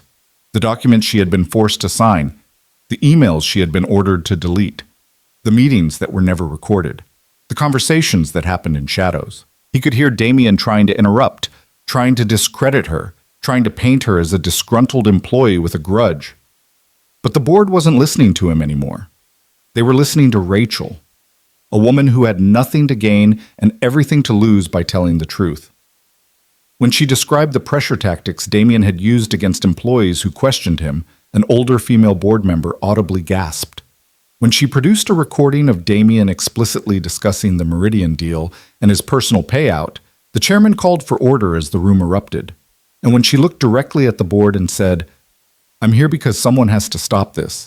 Because a little girl almost lost her hearing because this man wanted to blackmail her father. Because I can't stay silent anymore." There was nothing Damien could say that would undo the damage. The boardroom doors finally opened and Victoria emerged. She was pale, exhausted, but there was something in her eyes that Ethan had never seen before. Victory. "It's over," she said.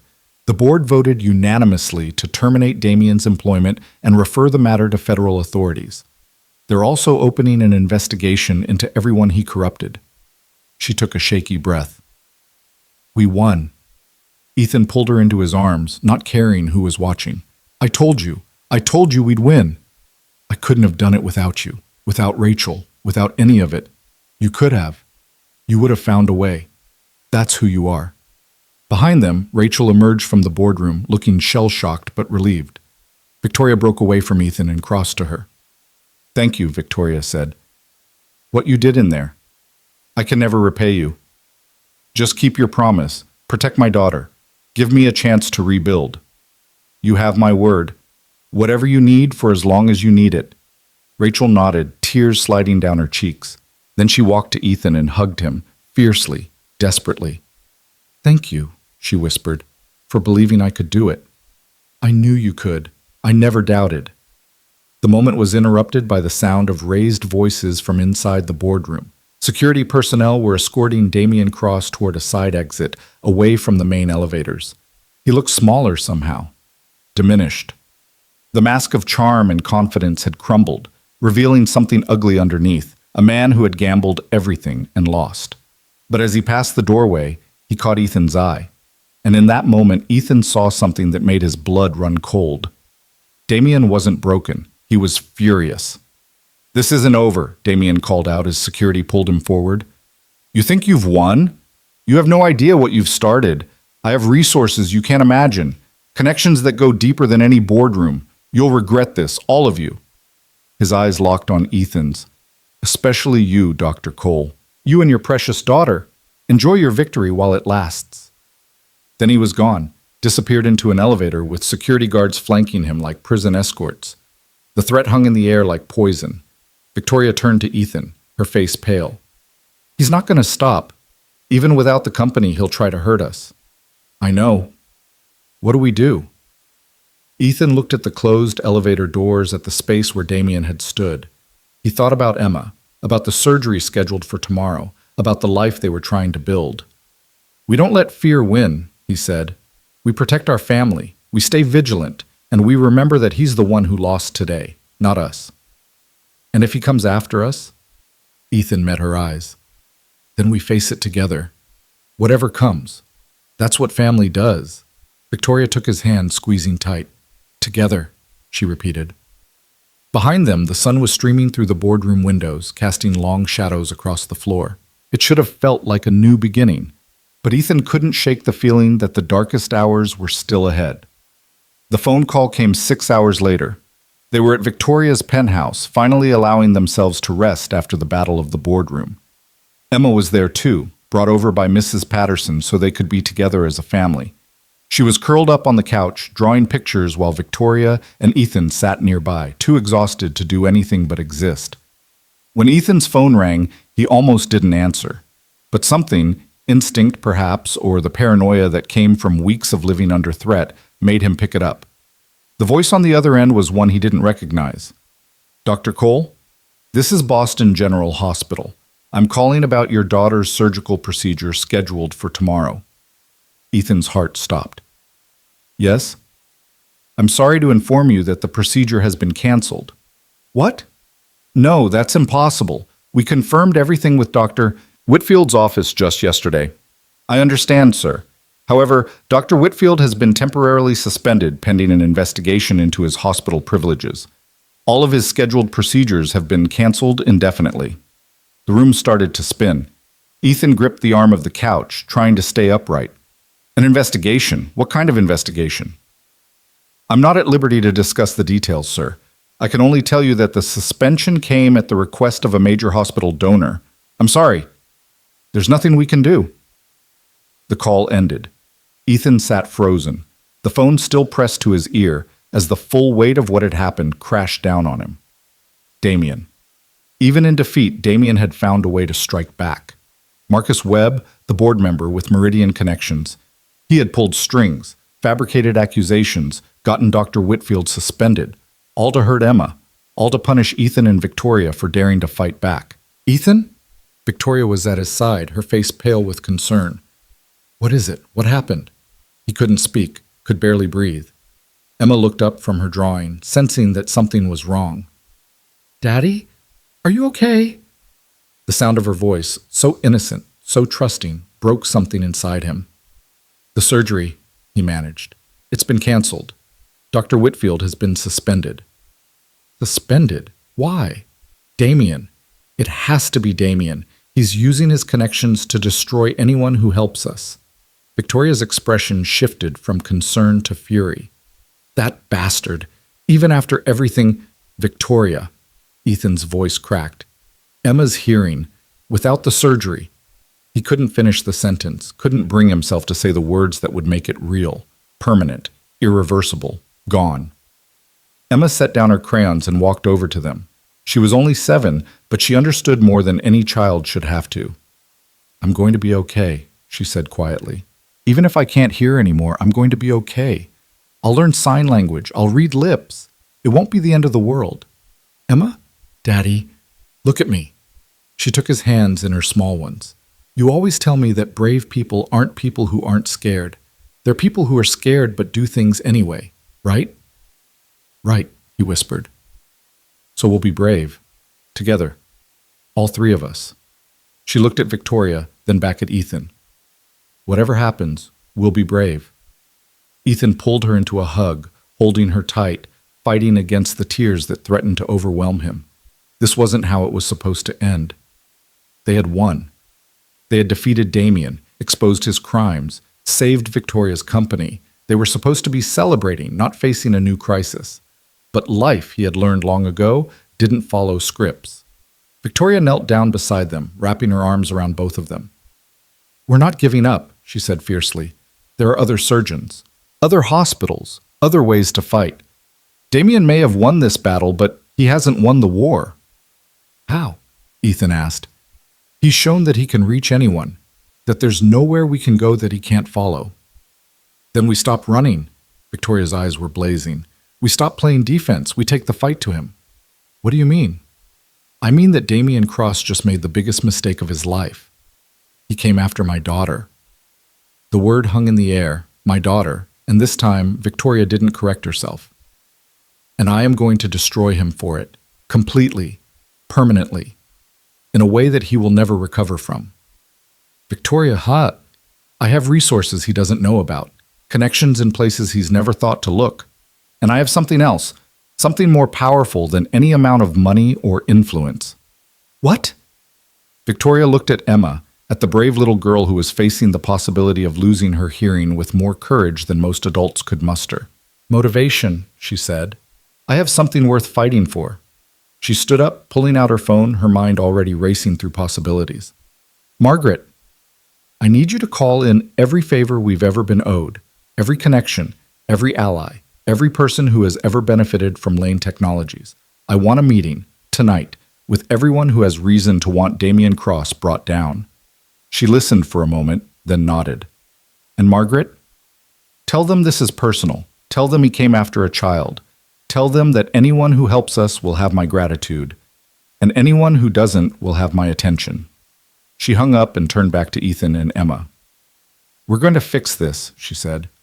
I don't know how yet, but I promise you, we are going to fix this. Ethan looked at her, this woman who had gone from distant CEO to partner to family in the space of a few short months. This woman who had started out so alone and was now willing to burn down the world to protect a little girl who wasn't even her own blood. I believe you, he said. And he did. Whatever came next, they would face it together. As a family. The meeting happened at midnight. Victoria had commandeered a private dining room at the Ritz-Carlton, a space usually reserved for heads of state and business titans negotiating billion-dollar mergers. Tonight, it held something far more valuable, a coalition of people who had their own reasons to want Damien Cross destroyed. There was Senator Patricia Hawkins, whose healthcare reform bill had been systematically undermined by Meridian Health's lobbying efforts. There was Dr. Marcus Chen, a former colleague of Damien's who had been pushed out of the industry after refusing to participate in fraudulent research. There was Isabella Reyes, a journalist who had been investigating Meridian's practices for 3 years and had the sources to prove widespread corruption. And there was someone Ethan hadn't expected, a woman in her 60s with silver hair and eyes that could cut glass. This is Helen Whitfield, Victoria said, introducing her. Dr. James Whitfield's mother. She also happens to be a former federal prosecutor.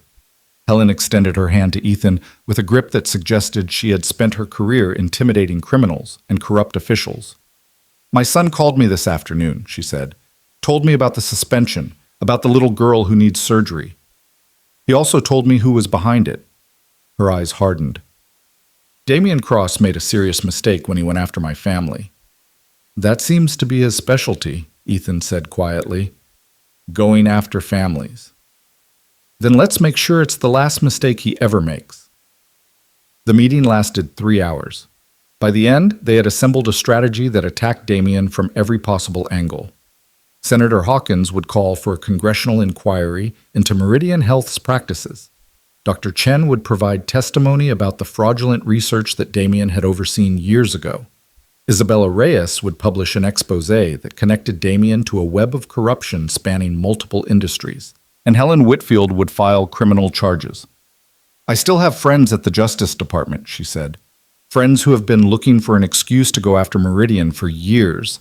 The evidence you've gathered, the financial fraud, the stock manipulation, the interference with a child's medical care, that's enough for a federal case. Not just against Damien, but against everyone who helped him. How long will it take? Victoria asked. The investigation will move quickly once it starts, but we're talking weeks, possibly months, before any arrests are made. We don't have months. Emma's hearing is deteriorating every day. Helen leaned forward. That's the other thing I wanted to discuss. My son's suspension was based on a complaint filed by Marcus Webb.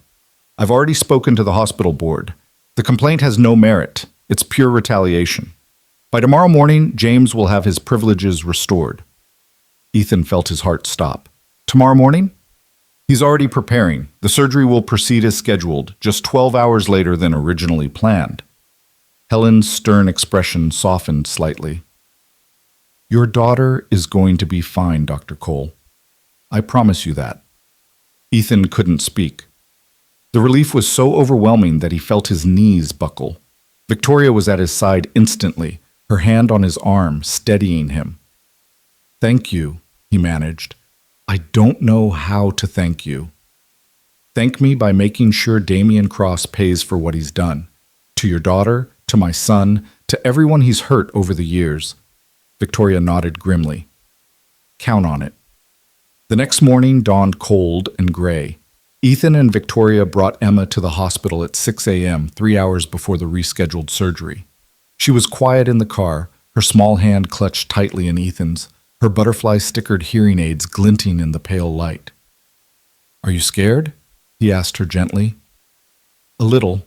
Emma looked up at him with those two wise eyes, but the good kind of scared, like before a roller coaster. A roller coaster? You know you're going to be okay, but your stomach still feels all twisty. She managed a small smile. "That's how I feel." Victoria reached over from the front seat and took Emma's other hand. "We'll be right there when you wake up. Both of us. The very first thing you see. Promise?" "I promise." Dr. Whitfield met them at the surgical suite, looking tired but determined. The past 24 hours had taken their toll on him. The suspension, the accusations, the frantic efforts to restore his privileges. But his hands were steady and his voice was calm. "Emma, do you remember what we talked about yesterday?" he asked, kneeling down to her level. "You're going to fix my ears so I can hear better." "That's right, and when you wake up, everything is going to sound different for a while. Maybe louder, maybe quieter. It might take some time for your brain to adjust, but I want you to know that no matter what, you did an amazing job being brave." Emma nodded solemnly. "I'm good at being brave." "I can tell." Dr. Whitfield straightened and looked at Ethan and Victoria. "The procedure will take approximately 4 hours. I'll have someone update you every hour. Try to rest if you can. There's a family waiting area just down the hall." Ethan knelt down and hugged Emma tightly. "I love you, sweetheart. More than anything in the world." "I love you too, Daddy." She hugged him back, then pulled away and looked at Victoria. "Victoria? Will you be my mom now? For real?" The question hung in the air. Victoria's eyes glistened with unshed tears. "I would be honored," she whispered. "For real." Emma smiled. That bright, brilliant smile that had carried Ethan through the darkest days of his life. And then she was being wheeled away, disappearing through the surgical suite doors while the two people who loved her most stood helplessly behind. The waiting room became their universe. 4 hours stretched into eternity. Ethan paced. Victoria made calls, coordinating the various attacks on Damien, ensuring that the coalition they had assembled was moving forward. Margaret brought coffee that neither of them touched. The hourly updates from the surgical team were encouraging but vague. Procedure progressing normally. No complications so far. Dr. Whitfield is pleased with the progress. By the 3rd hour, Ethan couldn't pace anymore. He sat down next to Victoria, took her hand, and simply held on. "I've been thinking," Victoria said quietly, "about what happens after this, after Emma's surgery, after Damien is dealt with. And I want to change things, not just at the company, in my life. I've spent so long building walls, keeping people out, convincing myself that I was better off alone." She looked at him. "I don't want to be alone anymore." "You're not alone." "I know, that's what I'm trying to say." She took a deep breath. "After everything settles down, I want us to be a real family, not just in practice, officially. I want to adopt Emma, if you'll let me." Ethan stared at her. "Victoria, I know it's sudden. I know we've only been together for a few months, but I've never been more sure of anything in my life. Emma is my daughter. You're the man I love, and I want the world to know it." Before Ethan could respond, the surgical suite doors opened. Dr. Whitfield emerged, still in his scrubs, pulling off his surgical cap. His face was unreadable. Ethan's heart stopped. He couldn't move, couldn't breathe, couldn't think. The world narrowed to a single point. The expression on Dr. Whitfield's face, the words that would determine everything. And then Dr. Whitfield smiled. "The surgery was a complete success. Emma's hearing has been fully restored in both ears. She's going to be fine." The words hit Ethan like a wave, washing away weeks of fear and tension and desperate hope. His knees gave out, and he would have fallen if Victoria hadn't caught him. "She's okay?" he managed. "She can hear?" Better than before, actually. The procedure corrected not just the current damage, but some underlying issues we discovered during the operation. With proper follow-up care, she should have normal hearing for the rest of her life. Victoria was crying. Ethan had never seen her cry before. Not really cry, with tears streaming down her face and her shoulders shaking, but she was crying now, and somehow it was the most beautiful thing he had ever seen. "Can we see her?" she asked. "She's in recovery. It'll be about an hour before she's fully awake." "But yes, you can see her." They followed Dr. Whitfield down the hallway to the recovery room. Emma was lying in a hospital bed, looking impossibly small, with bandages around her ears and monitors beeping softly beside her. But her color was good, and her breathing was steady, and when Ethan took her hand, he felt her fingers curl around his. "She's dreaming," Dr. Whitfield said quietly. "Let her rest. When she wakes up, she's going to want to see you." He left them alone with their daughter. Ethan and Victoria sat on either side of the bed, holding Emma's hands, watching her chest rise and fall with each peaceful breath. The sunlight had shifted while they waited, and now golden afternoon light streamed through the window, casting warm shadows across the room. "We did it," Victoria whispered. "We actually did it." "We did." Ethan looked at her across the bed, this woman who had transformed from a distant CEO to the love of his life in the space of a few short months. "And yes." "Yes?" "To your question about adopting Emma, about being a real family." He smiled through his tears. "Yes, 1,000 times, yes." Victoria's answering smile was like the sun coming out after a storm. They sat there together, watching over their daughter as the afternoon light faded into evening. Somewhere in the city, Damian Cross was facing the consequences of his actions. Federal investigators were already moving, journalists were preparing their stories, and a coalition of his victims was closing in from every direction. But in this room, none of that mattered. In this room, there was only a little girl with butterfly stickers on her hearing aids, sleeping peacefully while the two people who loved her most held her hands and waited for her to wake up. The moment came just after 7 p.m. Emma's eyes fluttered open. She looked around the room, confused at first, then focused on Ethan's face. "Daddy?" Her voice was hoarse from the anesthesia, but it was the most beautiful sound Ethan had ever heard. "I'm here, sweetheart. I'm right here. My ears feel weird." "That's normal. The doctor said it would take a little while to adjust." Emma blinked, processing this information. Then her eyes widened. "Daddy, I can hear you, really hear you." Tears started sliding down her cheeks. "You're not fuzzy anymore." Ethan couldn't help it. He started crying too, big, ugly sobs that he couldn't control. Victoria reached across the bed and took his hand, her own tears flowing freely. "I can hear everything," Emma whispered, wonder in her voice. "The beeping machines, the people in the hallway, you're crying." She giggled weakly. "You cry really loud, Daddy." "I know," he managed. "I'm sorry." "Don't be sorry. They're happy tears." Emma looked at Victoria. "You're crying too. Does this mean we're a family now?" Victoria laughed through her tears. "Yes, sweetheart. We're a family now." "Forever?" "Forever." Emma smiled, that brilliant, world-changing smile, and closed her eyes. "Good," she murmured. "I'm going to sleep now. Wake me up when it's time to go home." Within seconds, she was asleep again, but this time it was the peaceful sleep of a child who knew she was loved, a child who knew she was safe, a child who had a family. Ethan looked at Victoria across the bed, and something passed between them, an understanding that went beyond words. They had been through fire together. They had faced down a monster, protected the people they loved, and come out the other side stronger than before. Whatever came next, they would face it together, as a family, forever. The days following Emma's surgery passed in a blur of recovery and renewal. She spent a week in the hospital, adjusting to her restored hearing with the wonder of a child experiencing the world for the first time. Every sound was a miracle, the rustle of sheets, the footsteps of nurses in the hallway, the soft beeping of monitors that had once been nothing but fuzzy static. She would close her eyes and ask Ethan or Victoria to whisper from across the room, then break into delighted laughter when she could understand every word. "I can hear the birds," she announced one morning, sitting up in her hospital bed with her face turned toward the window. "Real birds, singing. I forgot what that sounded like." Ethan sat beside her, holding her hand, watching her rediscover the world. Victoria was on the other side, having barely left the hospital room in days. Her phone buzzed constantly with updates about the unfolding situation with Damian Cross, but she barely glanced at it. Nothing mattered more than being here, in this room, with her family.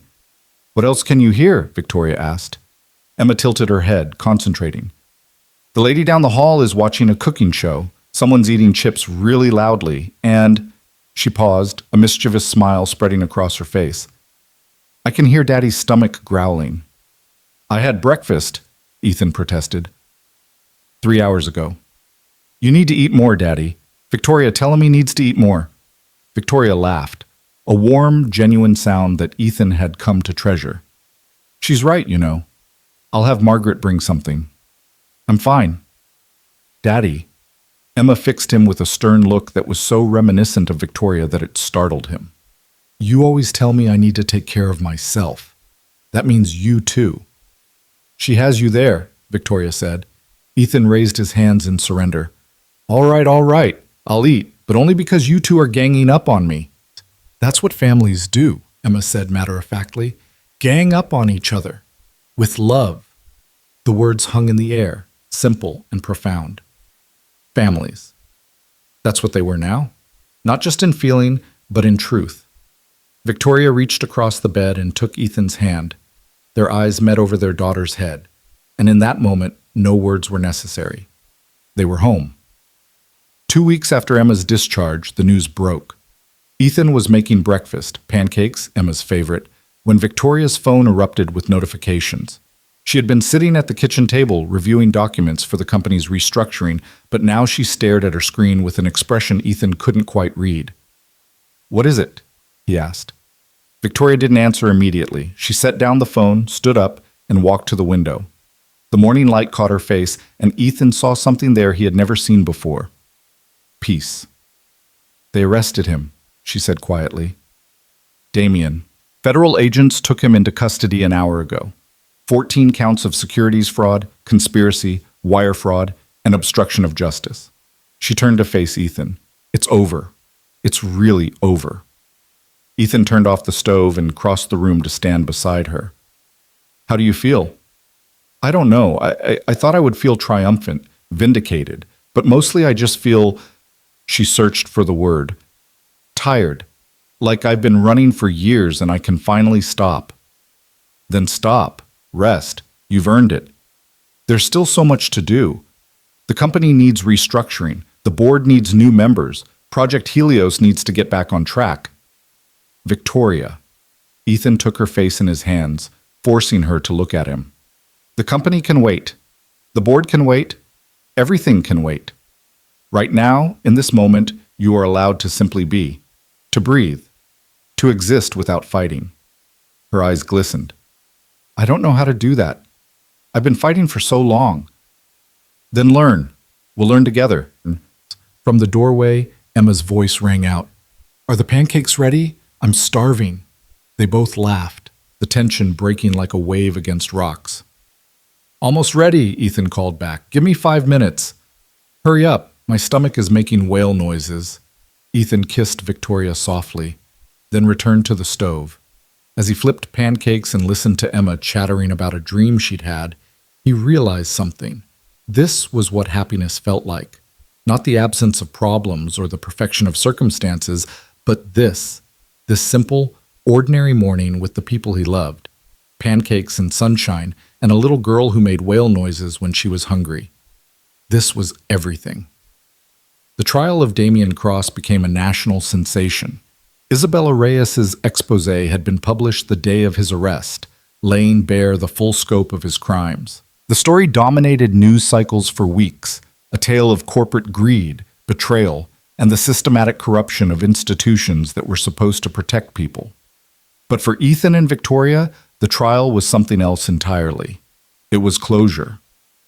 Victoria testified on the second day, walking the jury through years of manipulation and deception.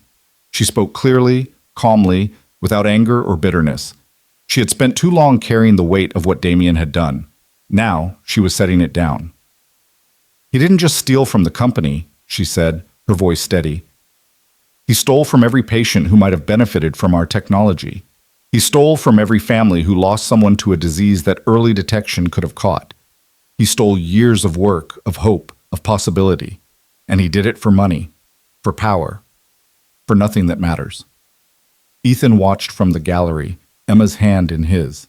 The little girl had insisted on coming, on seeing the man who had tried to hurt them face justice. She sat quietly through the testimony, her expression serious beyond her years. "Is he going to go to jail?" she whispered. "Yes," Ethan whispered back, "for a very long time." "Good." Emma squeezed his hand. "He was mean. Mean people should have consequences." "They should." Rachel Mercer testified on the third day. She was nervous at first, her voice shaking as she described the years she had spent under Damien's control. But as she spoke, something changed. Her voice grew stronger, her shoulders straightened. By the time she finished, she was looking directly at Damien, and there was no fear in her eyes. Only defiance. The verdict came after 2 weeks of testimony, guilty on all counts. The sentence, 35 years in federal prison with no possibility of parole. Damien Cross was led out of the courtroom in handcuffs, his once polished appearance now haggard and diminished. As he passed the gallery, his eyes found Ethan's. For a long moment, they simply looked at each other, the man who had tried to destroy everything and the man who had stopped him. Then Damien looked away, and he was gone. Outside the courthouse, Victoria stood on the steps, surrounded by reporters and cameras. But she wasn't looking at them. She was looking at Ethan and Emma, waiting for her at the bottom of the steps. She walked down to join them, ignoring the shouted questions, the flash of cameras, the chaos that followed her everywhere. "Let's go home," she said. And they did. Spring came to Boston like a promise kept. The trees along Commonwealth Avenue burst into bloom, covering the sidewalks in pink and white petals. The air grew warm and soft, carrying the scent of new beginnings. And in a courtroom very different from the one where Damien Cross had been sentenced, a judge smiled down at a family of 3. "Victoria Lane, do you understand the responsibilities you are undertaking in becoming the legal parent of Emma Cole?" Victoria's voice was steady, but Ethan could see her hands trembling. "I do, Your Honor." "And do you, Ethan Cole, consent to this adoption, agreeing that Victoria Lane will share fully in the rights and responsibilities of parenthood?" "I do." The judge turned to Emma, who was sitting between them in her best dress, her butterfly-stickered hearing aids gleaming in the courtroom light. "And Emma, do you understand what's happening today? That Victoria is becoming your mother, legally and permanently?" Emma nodded solemnly. "Yes, Your Honor. She's been my mom for a while now. We're just making it official." The judge's smile widened. "Well, I think that's just about the best summary I've ever heard." She picked up her gavel. "By the power vested in me by the Commonwealth of Massachusetts, I hereby grant this petition for adoption. Victoria Lane is now the legal mother of Emma Cole. Congratulations to your family." The gavel came down. Emma launched herself at Victoria, throwing her arms around her neck. "Mom, I can call you Mom now, for real." Victoria held her tight, tears streaming down her face. "For real, sweetheart. Forever." Ethan wrapped his arms around both of them, pulling them close. Margaret was in the gallery, crying openly. Dr. Whitfield had come, along with his mother Helen. Even Mickey Sullivan from the bar had shown up, looking uncomfortable in a suit but beaming with pride. They were surrounded by people who loved them, people who had become family in their own right. "I love you," Ethan whispered. "Both of you. More than words can say." "I love you too, Daddy," Emma said. "And Mom. And this family. And pancakes." Victoria laughed through her tears. "Did you just put pancakes in the same category as us? They're really good pancakes." Outside the courthouse, spring sunshine washed over them. Ethan paused on the steps, looking out at the city that had been the backdrop for so much pain and so much healing. "What are you thinking?" Victoria asked. "I'm thinking about how much has changed. A year ago, I was working 3 jobs, barely surviving, watching my daughter's hearing fade away, and now—" He shook his head in wonder. "Now I have everything." "Not everything," Victoria's voice was gentle. "There's something we haven't talked about. Your career. Your real career." Ethan tensed. They had discussed this before, briefly, but he had always deflected. The wounds from losing his medical license were still raw, even after all this time. "That's in the past," he said. "It doesn't have to be." Victoria took his hand. "The malpractice case was dismissed. Your license was suspended pending review, but the review never happened because you didn't fight for it. What if you did? What if you went back?" "Victoria, I'm not sure I can—" I spoke to Helen Whitfield. She knows people on the medical board. With her help, with the right lawyers, there's a chance. A real chance. Ethan was quiet for a long moment. He thought about the emergency room, about the lives he had saved, about the calling he had abandoned because he was too broken to fight.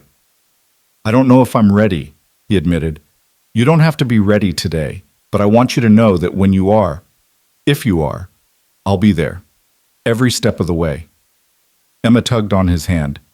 Daddy, are you going to be a doctor again? He looked down at his daughter, this brave, brilliant little girl who had faced her own battles with more courage than he had ever possessed. Maybe, he said. Would you like that? I would like whatever makes you happy. Emma's smile was sunshine. That's what families do. They make each other happy.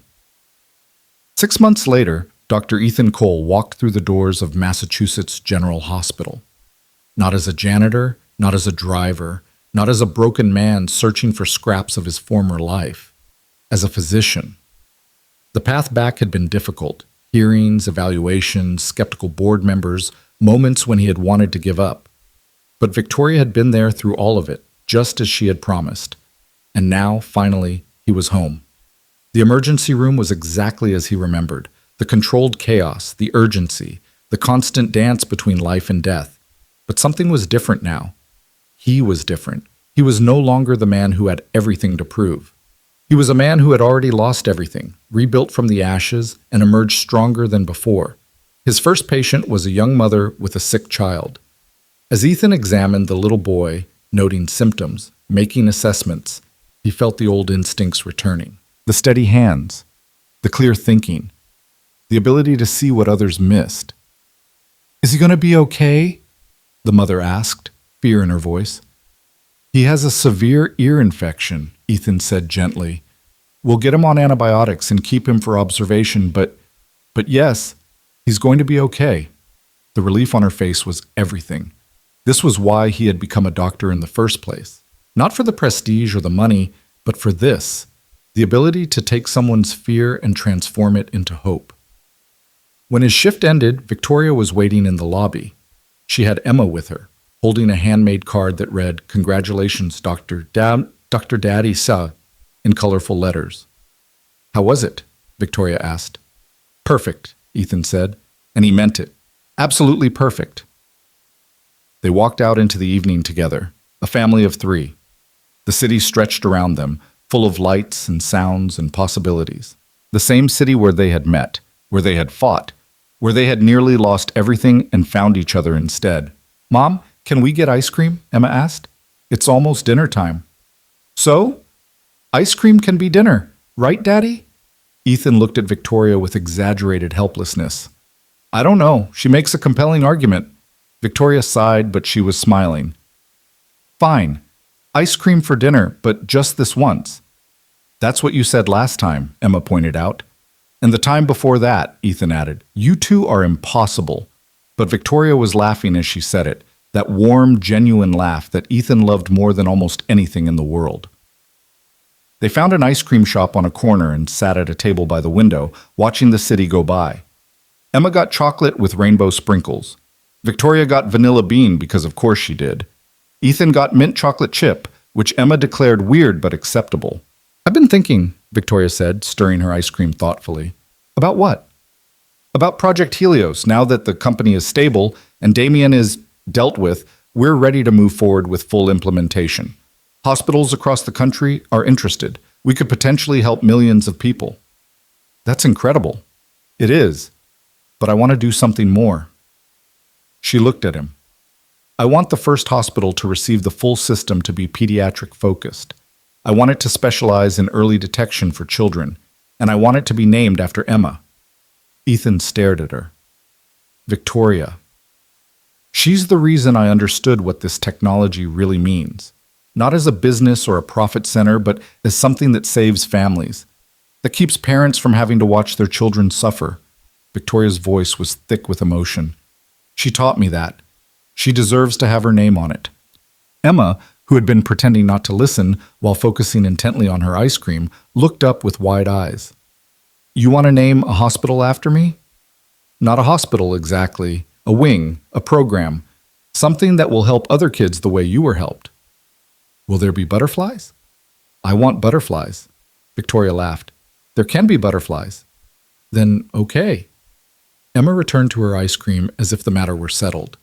But I want to help design it. I have ideas. I'm sure you do. Ethan reached across the table and took Victoria's hand. Have I told you lately that I love you? Not in the last hour. Then I'm overdue. I love you, Victoria Lane. I love our daughter. I love this strange, beautiful, impossible life we've built.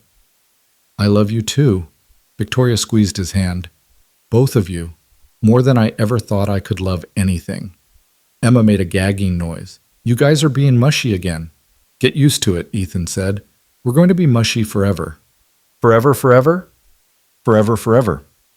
Emma considered this. Okay, but only if we get ice cream every time you get mushy. Deal? Deal? They finished their ice cream and walked home through the warm evening, Emma skipping ahead while Ethan and Victoria followed hand in hand. The apartment they shared now was bigger than Ethan's old place, a brownstone in a quiet neighborhood with a backyard where Emma could play, and a kitchen big enough for pancake making, and a room that Victoria had converted into an art studio because Emma had once mentioned she liked to draw. It was perfect. Imperfect in all the ways that real homes were imperfect, but perfect nonetheless. That night, after Emma was asleep and the house was quiet, Ethan and Victoria stood on the balcony overlooking the city, the same city lights that had witnessed their meeting, their battles, their triumphs. Do you ever think about that night? Victoria asked. The night we met? All the time. I was so broken then, so convinced that my life was over. If you hadn't been there, but I was. Ethan pulled her close. And you weren't the only one who was broken. I was falling apart too, just more quietly. We saved each other, Victoria. That's what happened. We saved each other, she repeated softly. I like that. They stood there in the darkness, holding each other, watching the lights of the city that had shaped them. Somewhere out there, people were struggling, fighting, hoping. Somewhere, there was a single father working 3 jobs to save his daughter. Somewhere, there was a CEO sitting alone in a penthouse, wondering if anyone would ever see her as human. And maybe, somewhere, 2 of those people would find each other. Maybe they already had. I used to think strength meant doing everything alone, Victoria said, that needing someone made you weak, that love was a vulnerability I couldn't afford. And now? Now I know that love is the only thing that makes strength worth having. What's the point of fighting if you don't have something to fight for? Ethan kissed her forehead. We have everything to fight for now. We do. Victoria smiled against his chest. A daughter who thinks ice cream is a dinner food. A company that might actually change the world. A future that looks nothing like what I expected and everything like what I needed. And each other. And each other. Always. The city glittered below them, full of stories waiting to be told. But theirs was the only one that mattered tonight. A struggling single father who noticed what everyone else missed. A brilliant CEO who had forgotten how to be human. And a brave little girl with butterfly stickers on her hearing aids who had taught them both what it meant to be a family. They had found each other in the darkness, and they would spend the rest of their lives walking together in the light.